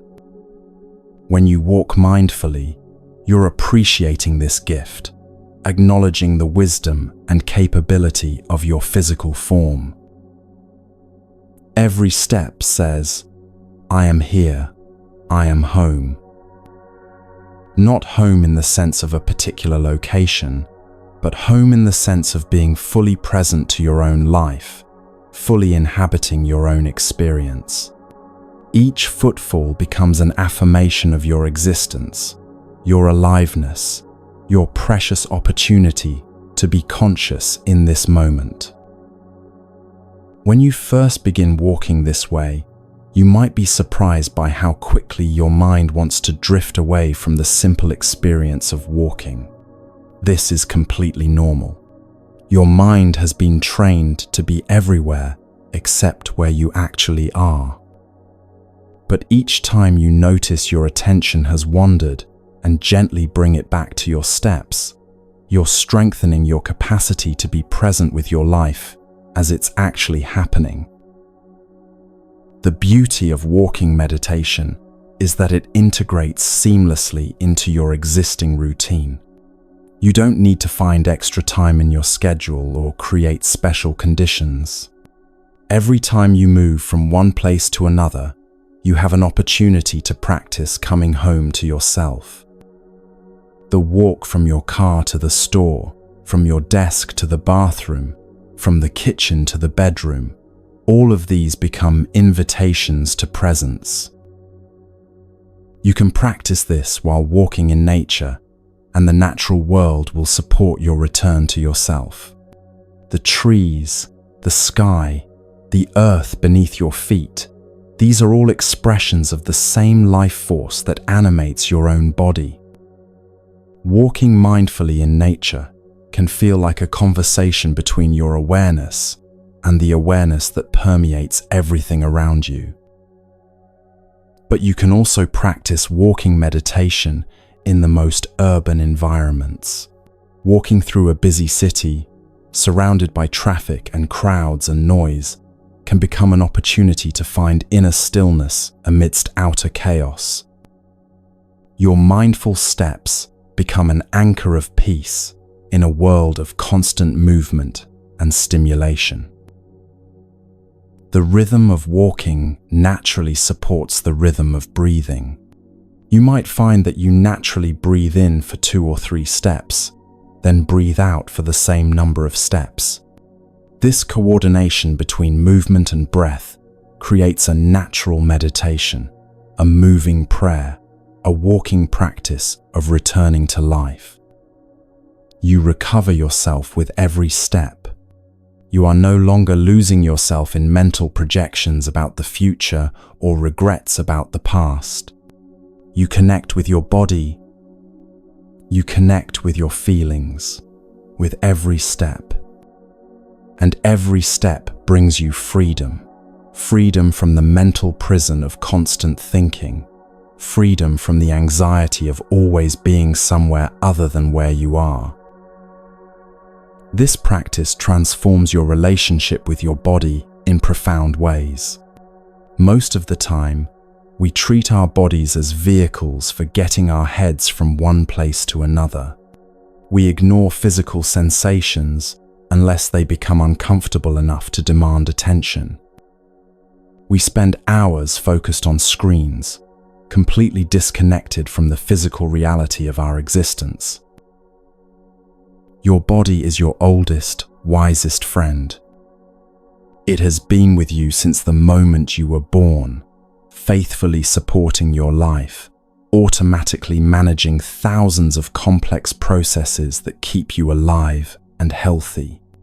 It has carried you through every experience you've ever had, held every emotion you've ever felt, been the vessel for every moment of joy and sorrow in your life. When you spend 2 hours working on your computer, Thich Nhat Hanh observes, you might forget entirely that you have a body. Without your body, how can you be alive? Yet, this disconnection from our physical existence has become so normal that we barely notice it anymore. This is why many people have begun programming a bell of mindfulness into their computers. Every 15 minutes, they hear a gentle chime that reminds them to stop working, stop thinking, and return to their breath. For just a moment, they enjoy breathing in. They connect with themselves. They smile. They become alive again. They remember that they have a body, which is a wonder. Your body is indeed a wonder. Right now, as you listen to these words, your heart is beating approximately 70 times per minute, pumping blood to every cell in your body. Your lungs are exchanging oxygen and carbon dioxide, supporting the life of every organ and tissue. Your digestive system is processing nutrients. Your immune system is protecting you from illness. Your nervous system is coordinating millions of signals that allow you to think and feel and perceive. All of this is happening without any conscious effort on your part. When you walk mindfully, you're honoring this miraculous physical existence that makes all your experiences possible. You're acknowledging the gift of mobility, of balance, of the complex coordination that allows you to move through the world. Each step becomes an expression of gratitude for the body that carries you through life. Connection is, first of all, connection with your body. When you're disconnected from your physical existence, living primarily in your thoughts and mental constructions, how can you possibly connect authentically with others? They can sense that you're not really present, not really inhabiting your own life. But when you're grounded in your physical presence, when you're aware of your breath and your posture and the sensation of your feet on the earth, others feel your groundedness. Walking meditation teaches you to be present with whatever arises in your body. Sometimes you might notice tension in your shoulders or tightness in your chest. Sometimes you might feel energized and light, other times heavy and sluggish. The practice isn't about feeling a particular way, but about being aware of however you're feeling without judgment. This awareness naturally leads to healing. When you're present with physical sensations, your body can release tension that it's been holding unnecessarily. When you breathe mindfully while walking, you're providing your nervous system with the oxygen and rhythm it needs to function optimally. When you move with awareness, you're naturally improving your posture, your balance, your overall physical well-being. But the benefits extend far beyond the physical. Walking meditation is a practice of integration, bringing together body and mind, movement and stillness, inner awareness and outer experience. It teaches you that meditation isn't something you only do while sitting quietly, but a quality of awareness you can bring to any activity. Every step becomes an opportunity to practice what the Buddha called right mindfulness, being aware of what you're doing while you're doing it. This sounds simple, but it's actually quite revolutionary in a world that rewards multitasking and constant mental activity. To do one thing at a time, with full attention, is to rebel against the culture of distraction that dominates modern life. When you walk mindfully to your office, you're not preparing for your workday or reviewing your to-do list. You're simply walking. When you walk mindfully to the store, you're not planning what you'll buy or thinking about other errands. You're simply walking. This quality of undivided attention transforms the most ordinary activities into practices of presence. The gentle revolution of simply being where you are cannot be overstated. In a world that constantly encourages you to be somewhere else mentally, planning the future, reliving the past, escaping into digital realities, the simple act of being fully present to your current experience is profoundly countercultural. You don't need to travel to exotic locations or have peak experiences to access the sacred. The sacred is available in every step you take down the hallway of your own home. The divine is present in the simple act of walking from your car to the grocery store. Every moment offers you the opportunity to wake up to the miracle of your own existence. This practice naturally extends beyond walking to all forms of movement and physical activity. You can bring the same quality of mindful attention to washing dishes, folding laundry, driving your car, exercising at the gym. Any activity that involves your body can become a meditation, a practice of returning to presence, a way of coming home to yourself. When you're washing dishes mindfully, you feel the warm water on your hands, notice the texture of the soap, appreciate the simple rhythm of cleaning and rinsing. You're not rushing through the task to get to something more important. You recognize that this moment, this activity, is your life happening right now.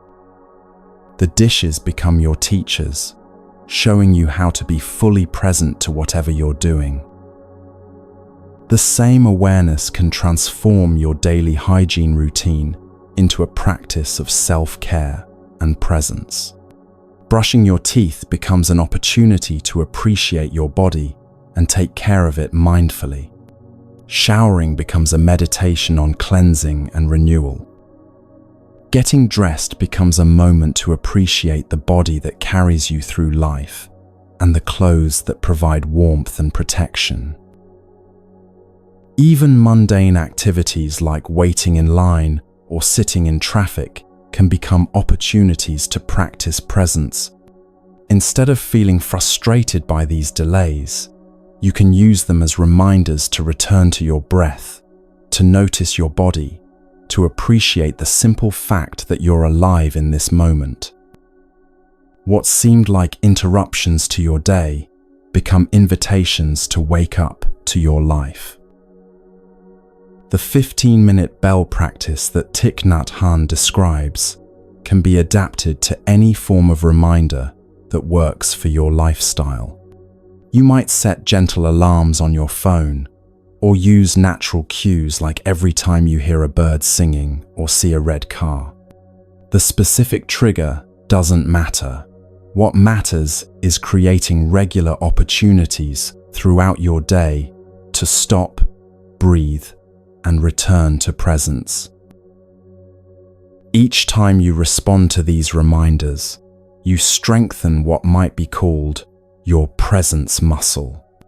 Just as physical exercise gradually builds strength and endurance, regularly returning to mindful awareness gradually builds your capacity to remain present even in challenging circumstances.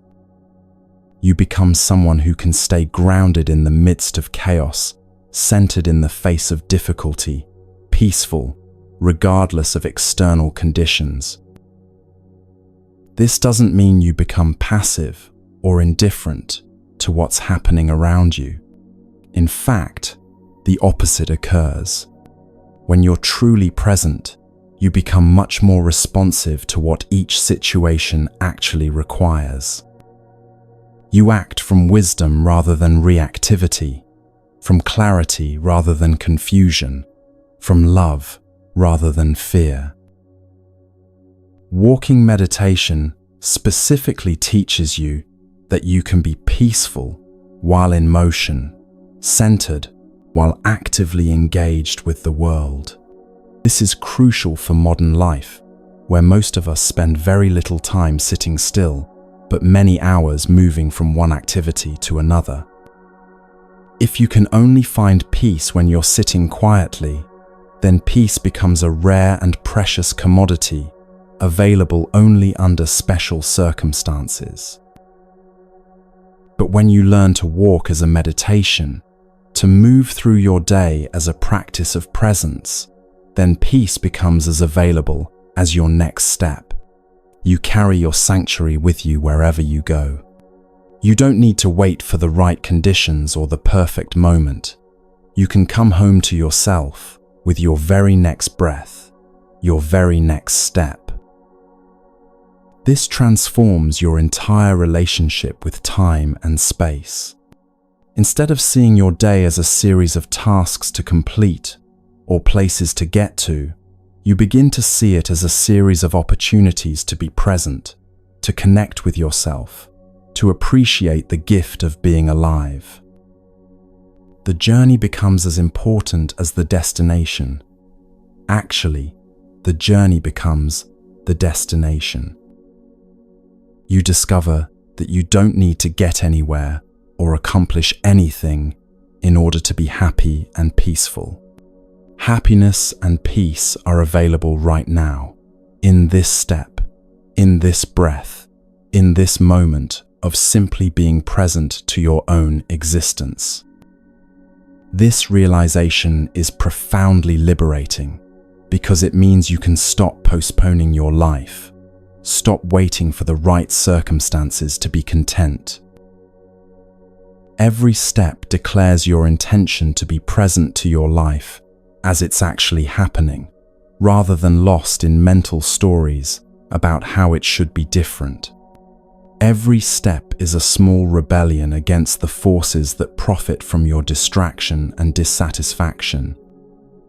Every step is a choice to inhabit your own existence fully, rather than living as a visitor in your own life.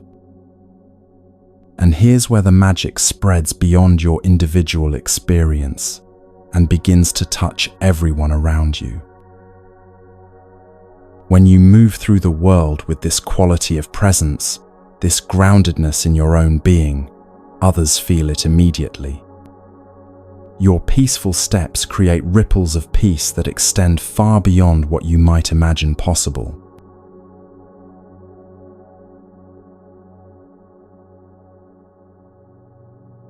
There's something extraordinary that happens when you consistently practice coming home to yourself. It doesn't stay contained within the boundaries of your individual experience. Like a stone dropped into still water, the peace you cultivate within yourself creates ripples that extend far beyond what you might imagine possible. Your inner transformation becomes a gift to everyone who encounters you, often in ways so subtle they might not even notice consciously. The Buddha understood this principle deeply. He taught that individual awakening is never just individual. It naturally contributes to the awakening of all beings. This isn't just spiritual poetry. It's something you can observe directly in your daily relationships and interactions. When you're anxious and scattered, the people around you tend to become anxious and scattered. When you're rushed and impatient, others feel pressured to hurry. When you're lost in worry about the future or regret about the past, the people you're with feel your absence even when you're physically present. Your inner state broadcasts itself constantly, influencing the emotional atmosphere of every space you enter. But the opposite is equally true and far more powerful. When you're genuinely at peace with yourself, when you've learned to be comfortable in your own presence, when you carry that inner sanctuary with you wherever you go, others feel this immediately. Your groundedness becomes an invitation for them to find their own ground. Your peace gives them permission to relax, to breathe, to simply be themselves without performance or pretense. This happens not because you're trying to influence anyone or fix anyone or teach anyone anything. It happens naturally, the way a warm fire radiates heat to everyone nearby without effort or intention. When you've found your inner home, you become a sanctuary for others, not because you're taking responsibility for their emotional state, but because your presence demonstrates that peace is possible. Think about the people in your life who have this quality. There are probably one or two individuals who, when you're with them, you feel more relaxed, more yourself, more at ease than usual. They're not necessarily the most entertaining or impressive people you know, but there's something about their presence that feels safe, accepting, genuine. They don't need you to be different than you are in order for them to feel comfortable. In their company, you can let your guard down because you sense that they're not judging you or trying to get something from you. These people have learned, consciously or unconsciously, to be at home with themselves. They've developed the capacity to be present without agenda, to listen without immediately trying to solve, to love without grasping. Their inner peace has become a gift they offer to everyone they encounter, simply by being who they are. You can become this kind of person, not by trying to be peaceful or working to project calmness, but by genuinely doing the inner work of coming home to yourself.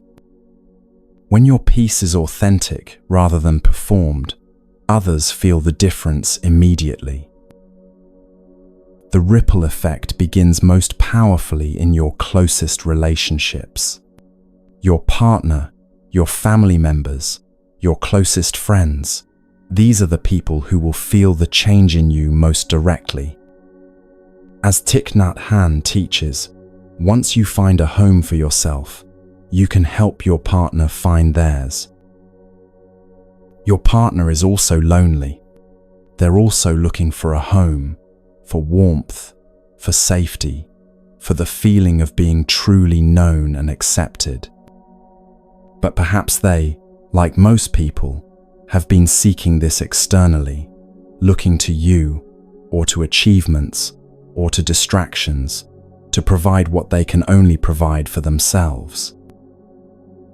When you've established your own inner sanctuary, something fundamental changes in how you relate to your partner's seeking, their struggles, their emotional needs. Instead of feeling responsible for fixing their problems or making them happy, you can simply be present with them as they navigate their own journey home to themselves.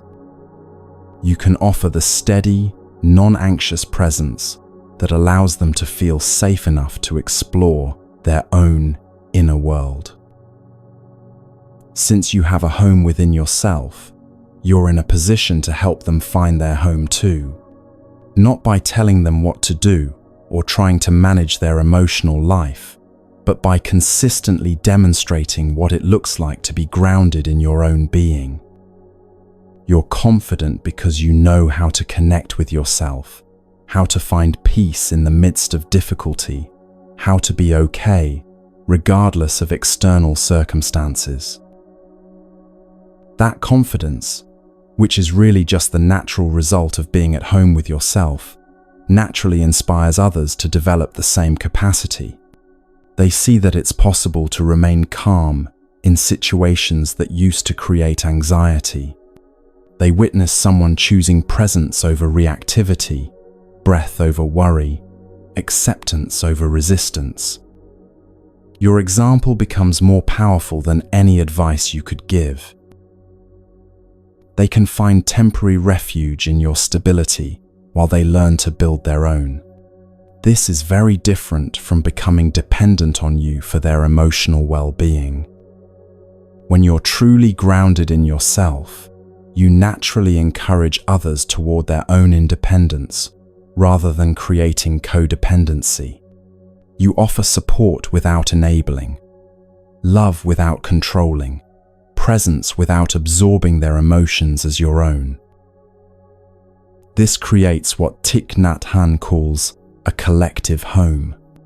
There's your home, your individual relationship with your own presence, your own breath, your own capacity for inner peace. There's their home, their growing ability to find stability and comfort within themselves. And then there's the home you create together, the sacred space that emerges when two people who are each grounded in their own being choose to share their lives. This collective home becomes the foundation for everything else in your relationship. Conflicts become opportunities for deeper understanding rather than battles to be won. Differences become sources of richness rather than threats to be defended against. Each person can be fully themselves because they don't need the other to be different in order to feel secure. When you come together from this place of individual wholeness, you find home in each other at the same time as you maintain your own inner sanctuary. You're not trying to complete each other or fix each other or change each other. You're simply sharing the abundance that flows naturally from two people who have learned to be at peace with themselves. Love becomes an expression of fullness rather than an attempt to fill emptiness. This transformation in your closest relationships naturally extends to all your other connections. Your children, if you have them, feel the difference in your presence immediately. Instead of a parent who is anxious, rushed, distracted, constantly trying to manage their behavior and emotions, they encounter someone who is genuinely present and accepting. This gives them the safety they need to develop their own emotional regulation and self-awareness. Your friends notice that you've become someone who can listen without immediately offering solutions, who can be present with their difficulties without taking them on as your own. You're no longer performing friendship or trying to be helpful in ways that actually increase drama and dependence. You've become someone who offers the rare gift of non-judgmental presence. Even your professional relationships transform. Colleagues sense that you're not competing with them, or trying to prove anything, or seeking their approval for your sense of worth. You can collaborate without ego, lead without dominating, follow without resentment. Your work becomes more creative and effective because it's no longer filtered through the anxiety of trying to manage others' opinions of you. The people who serve you in stores and restaurants feel your genuine appreciation rather than the distracted politeness that most customers offer. You're actually present when you say thank you, actually seeing them as human beings rather than functionaries in your day. This simple presence can transform their experience of work, reminding them of their own dignity and worth. This is why the Buddha's teaching about individual transformation is so relevant to our collective crisis of connection and meaning. We often think that social change requires grand gestures, political movements, systemic overhauls. While these things may have their place, the Buddha understood that the most profound transformation happens when individuals take responsibility for their own inner life and, by extension, the quality of presence they bring to every interaction. If you want to help society, if you want to help your community, if you want to contribute to healing the world, you have to start with yourself. This isn't selfishness. It's the most generous thing you can do. When you have established a true home within yourself, when you have genuine happiness and safety and fulfillment that doesn't depend on external circumstances, then you're in a position to go to others from a place of abundance rather than neediness. Your peace becomes a love letter to the world. Every moment you choose presence over distraction, every time you respond with calmness instead of reactivity, every breath you take in mindful awareness, these become gifts to the collective human experience. You're demonstrating that peace is possible, that happiness doesn't require having everything go your way, that human beings can learn to be at home in their own existence. This is the way prescribed by the Buddha for healing our individual and collective suffering. Everything begins with yourself. Not because you're more important than others, but because you're the only person you can actually transform. You can't force others to find peace, but you can become so peaceful yourself that your very presence reminds them of their own capacity for tranquility. The ripples of this transformation extend in ways you may never fully know. Someone observes your patience in a difficult situation and remembers that they too can choose how to respond rather than simply react. A child witnesses your kindness to a stranger and learns that this is how humans can treat each other. A colleague notices your ability to remain calm under pressure and begins to question their own habits of stress and urgency. You become living proof that the alternatives to anxiety, anger, and disconnection are not just possible, but practical. In a world that often feels chaotic and overwhelming, your groundedness becomes an anchor point for others. Your consistent choice to return to presence, rather than getting lost in mental drama, shows others that they too have this choice available to them. This doesn't mean you become perfect or never experience difficult emotions or challenging situations.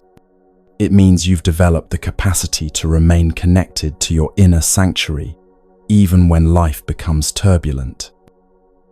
Others watch how you navigate difficulties with grace and presence, and they begin to believe that they too might be capable of this kind of resilience.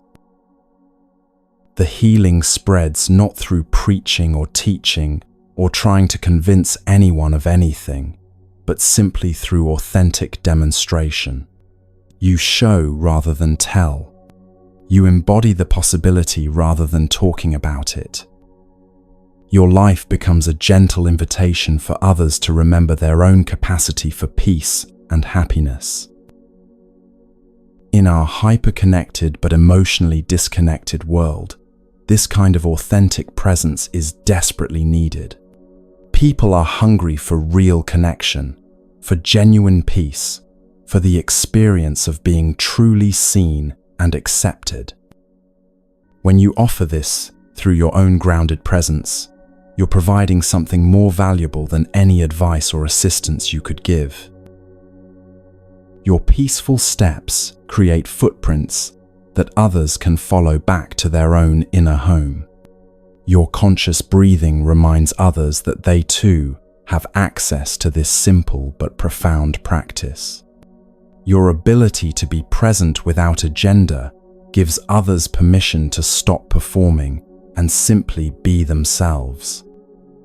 Your inner sanctuary becomes a beacon for those who have forgotten that such a place exists within them. This is how individual healing becomes collective healing.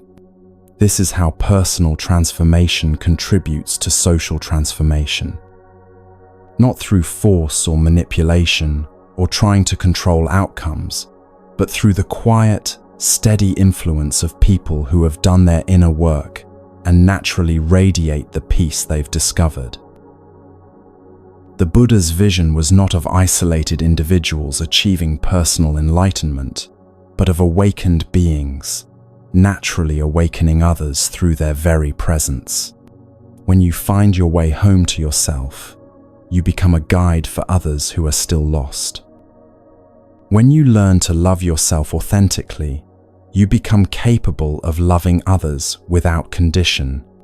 When you discover peace within your own being, you become a source of peace in a world that desperately needs it. This is the most practical compassion available to human beings. Rather than trying to save the world through activism that comes from anxiety and anger, rather than attempting to fix others from a place of your own unhealed wounds, you take responsibility for your own inner life. You become the change you want to see, not as a moral obligation, but as a natural expression of your own healing and awakening. Your peace is not a luxury or a privilege. It's your responsibility to the human family. Every moment you choose consciousness over unconsciousness, love over fear, presence over distraction, you're contributing to the collective possibility for peace on this planet. Your inner work becomes your outer service. Your personal healing becomes your gift to the world. And as more people discover this path, as more individuals learn to come home to themselves and naturally radiate that homecoming to others, something beautiful begins to emerge. A new way of being human together, based not on neediness and manipulation and trying to get something from each other, but on the abundance that flows naturally from people who have found their own inner source of happiness and peace. This is the Buddha's ultimate teaching for our time, that the healing our world needs begins with the healing you offer to yourself and spreads outward in ways more powerful and far-reaching than any other force available to human beings.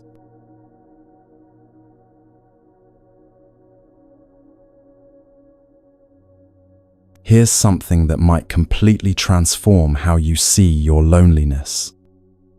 What if that ache you've been trying to escape, that emptiness you've been trying to fill, that restless seeking that has driven you from one connection to another, what if it has actually been your wisest teacher all along?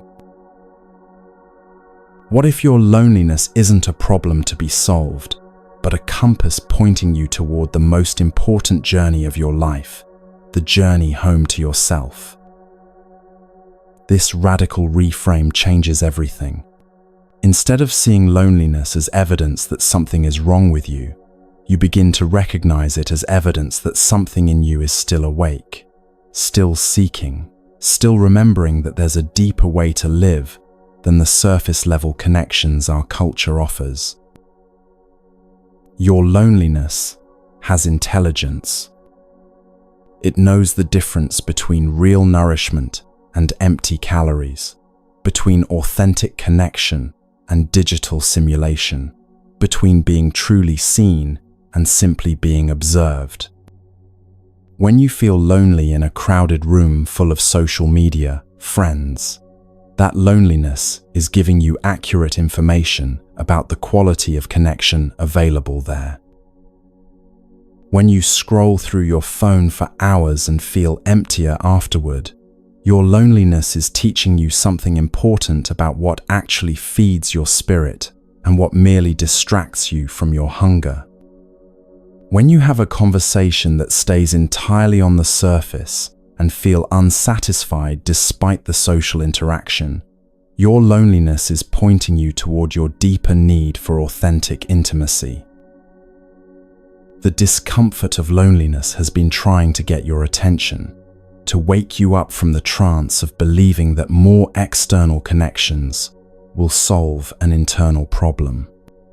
It's been serving as a faithful messenger, delivering the same message over and over.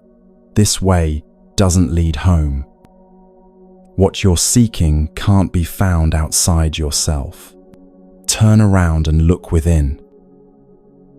But we've been taught to see loneliness as the enemy, something to be avoided, escaped, medicated, distracted from at all costs. We've learned to fear the very feeling that might be our greatest teacher, our most reliable guide back to ourselves. No wonder we feel lost. We've been running away from our own internal compass. Think about your journey with loneliness over the years. How it first appeared perhaps in childhood, when you felt different from others or struggled to fit in. How it visited you during transitions, moving to a new place, starting a new school or job, ending relationships. How it intensified in our modern world of endless connectivity that somehow left you feeling more isolated than ever. Now, looking back, can you see how your loneliness has been consistently pointing you toward the same truth. That external validation, no matter how abundant, never quite satisfied the deeper need. That surface-level socializing, no matter how frequent, never filled the emptiness. That trying to use other people to complete yourself only created more suffering for everyone involved. Your loneliness has been trying to save you from a life of endless seeking outside yourself for what you already possess within. It has been your protection against settling for connections that diminish rather than nourish you. It has been the voice of your deepest wisdom, refusing to let you forget that you are worthy of real love, real intimacy, real peace, starting with the love, intimacy, and peace you can offer to yourself. There's profound intelligence in emotional discomfort. Just as physical pain alerts you when something in your body needs attention, emotional pain alerts you when something in your life is out of alignment with your deeper truth. Your loneliness has been a sophisticated guidance system, helping you navigate toward authentic connection and away from empty substitutes. When you stop seeing loneliness as your enemy and begin recognizing it as your teacher, everything shifts. Instead of running from the feeling, you can turn toward it with curiosity. Instead of judging yourself for experiencing it, you can appreciate the intelligence it represents. Instead of desperately trying to escape it through external connections, you can listen to what it's trying to tell you about your deepest needs. My dear loneliness, you might say, I've been fighting you for so long, but now I see that you've been trying to help me. You've been pointing me home. Thank you for not giving up on me, even when I was running in the wrong direction. This gratitude isn't just spiritual bypassing or positive thinking. It's recognizing the actual function that loneliness has served in your life. Without it, you might have settled for a lifetime of superficial connections that never challenged you to grow deeper. Without it, you might have continued seeking outside yourself indefinitely, never discovering the treasure that was always within you. Your loneliness has been preparing you for this moment, the moment when you finally stop running and turn toward home. All those nights of scrolling through your phone feeling empty, all those gatherings where you felt invisible in a crowd, all those relationships that left you feeling more alone than when you were actually alone, they were all part of your education in what real connection is and isn't. You can be grateful for this journey, even the painful parts, because it has led you here, to this understanding that home was never a place you needed to find, or a person you needed to meet, or an achievement you needed to unlock. Home was always here, waiting patiently for your return, breathing quietly in your chest, available with your very next conscious breath. Christmas and the holiday seasons offer particularly powerful opportunities to practice this homecoming. These are times when loneliness often intensifies, when the gap between how we think we should feel and how we actually feel becomes most apparent. Family gatherings can trigger old patterns of seeking approval and acceptance from others. Social expectations can amplify the feeling that everyone else has something you're missing. But Christmas, as Thich Nhat Hanh teaches, is a time when you have to practice going home. Not home to your childhood house or home to the family that may or may not understand you, but home to yourself. Home to the peace that doesn't depend on whether others appreciate you. Home to the love that doesn't require external validation.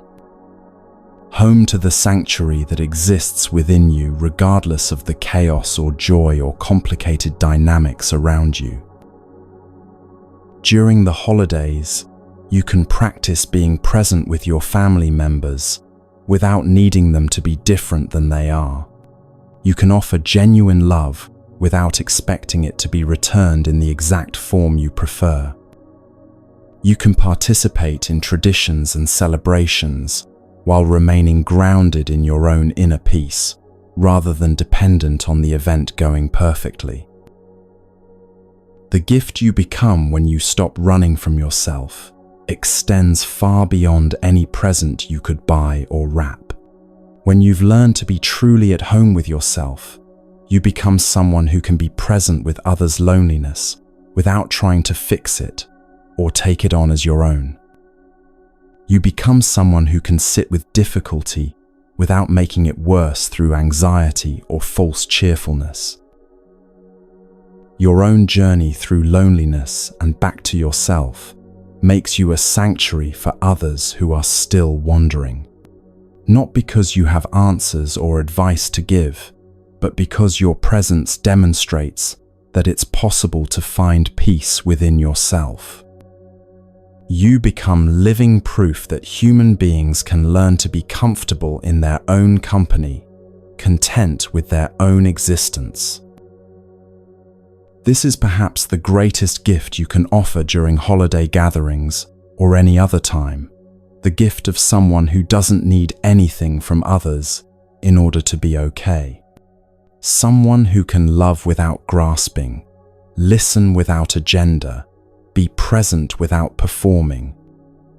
Your inner stability becomes a source of peace for everyone who encounters you. Children especially feel this quality in adults who have found their way home to themselves. They sense immediately the difference between adults who are anxious and needy and those who are genuinely at peace. Your own inner work becomes a gift to the next generation, showing them through your example that it's possible to be human without constant suffering, to be alive without constant seeking. The practice that the Buddha offered 2,500 years ago becomes especially relevant during times of celebration and gathering. Every breath, every step, every moment of sitting, every act, like drinking tea with family, preparing food together, even washing dishes after a holiday meal, when done in mindfulness, helps you to go home and to enjoy the wonders of life around you and within you.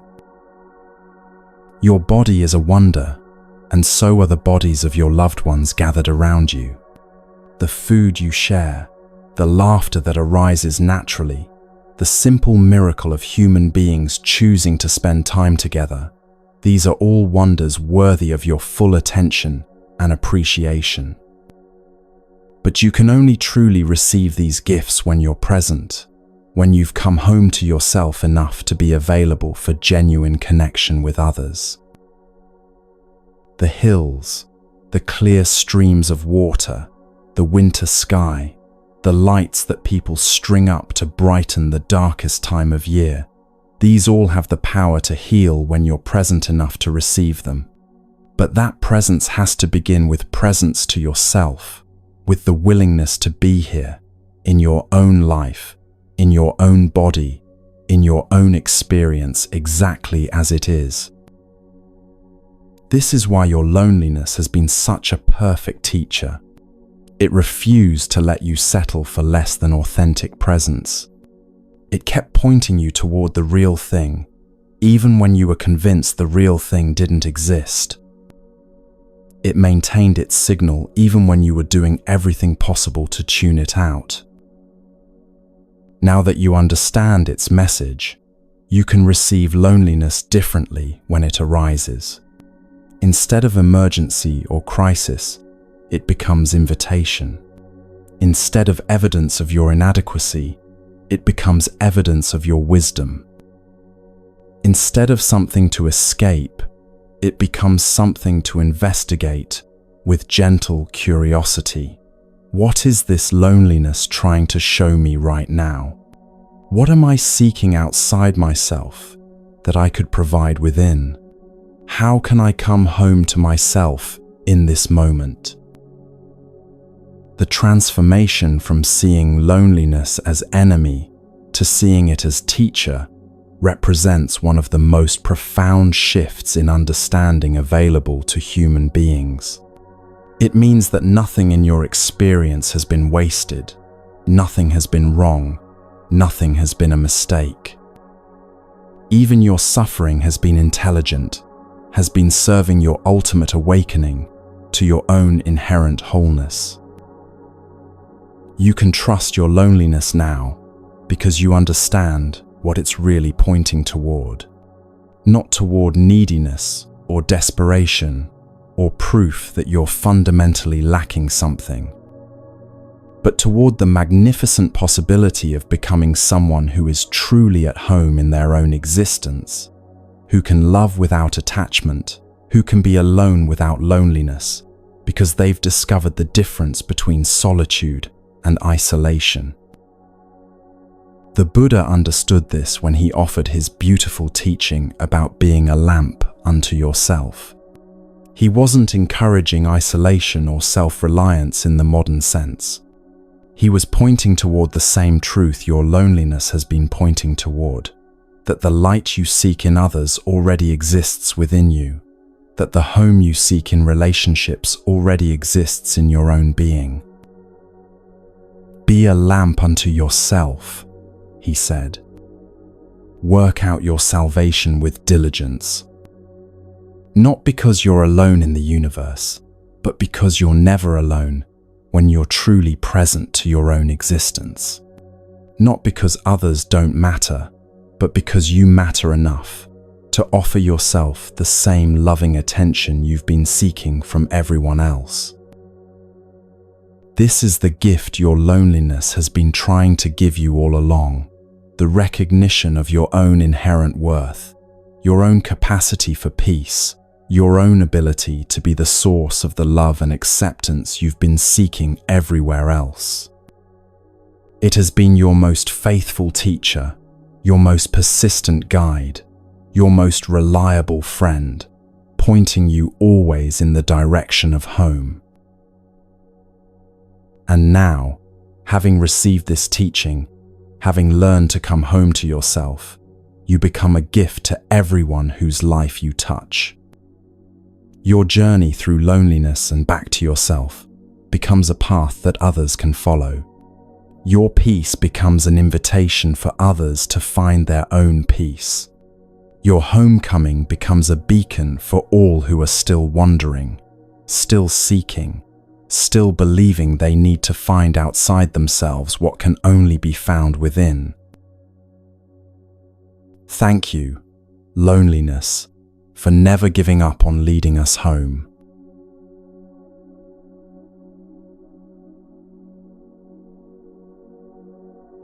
Here we are, at the end of our time together, though really, this is just the beginning.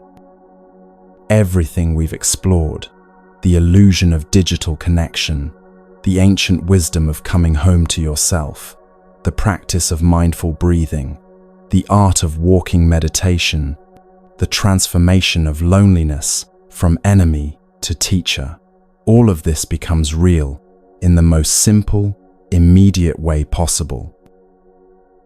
With your next breath. Right now, wherever you are, whatever you're doing, you can place one hand on your heart. Feel it beating steadily, faithfully, sustaining your life without any effort on your part. Take one conscious breath, not deep or special or different, just aware. Notice the air flowing in, pausing, flowing out, pausing again. In this simple act, you are already home. You don't need to wait for the perfect moment or the right circumstances or a quieter mind. You don't need to master any techniques or achieve any particular state. The journey home to yourself is always available, always beginning fresh, always as close as your next conscious breath. Every step you take from now on can be a homecoming. Every moment you choose presence over distraction, every time you offer yourself the same kindness you would give to a dear friend, every breath you take with awareness, these become your practice, your path, your gentle revolution against a world that profits from your disconnection. The loneliness that brought you here has served its purpose. It has led you home to the recognition that you were never actually missing anything. You were simply forgetting to look in the right place. If this journey has touched your heart, if something in these words has reminded you of a truth you already knew but had forgotten, then perhaps you'll share this gift with someone else who might be wandering, still seeking outside themselves for what can only be found within. Not because they need fixing or saving, but because your homecoming can serve as a gentle reminder of their own capacity for peace. The ripples of your return to yourself will spread in ways you may never fully know. Your peace will become a love letter to the world. Your presence will become a sanctuary for others. Your breath will become a prayer for all beings who are still searching for home. And in those moments when loneliness visits again, because it will, as an old friend reminding you to check in with yourself, you'll know how to greet it. With a smile, with recognition, with gratitude for its faithful service as your teacher. Hello, my dear loneliness. Thank you for pointing me home. The Buddha's ancient wisdom lives on in your willingness to come home to yourself. 2,500 years of teaching finds its fulfillment in your next conscious breath, your next mindful step, your next moment of being truly present to your own precious existence. Remember this always. You are already whole.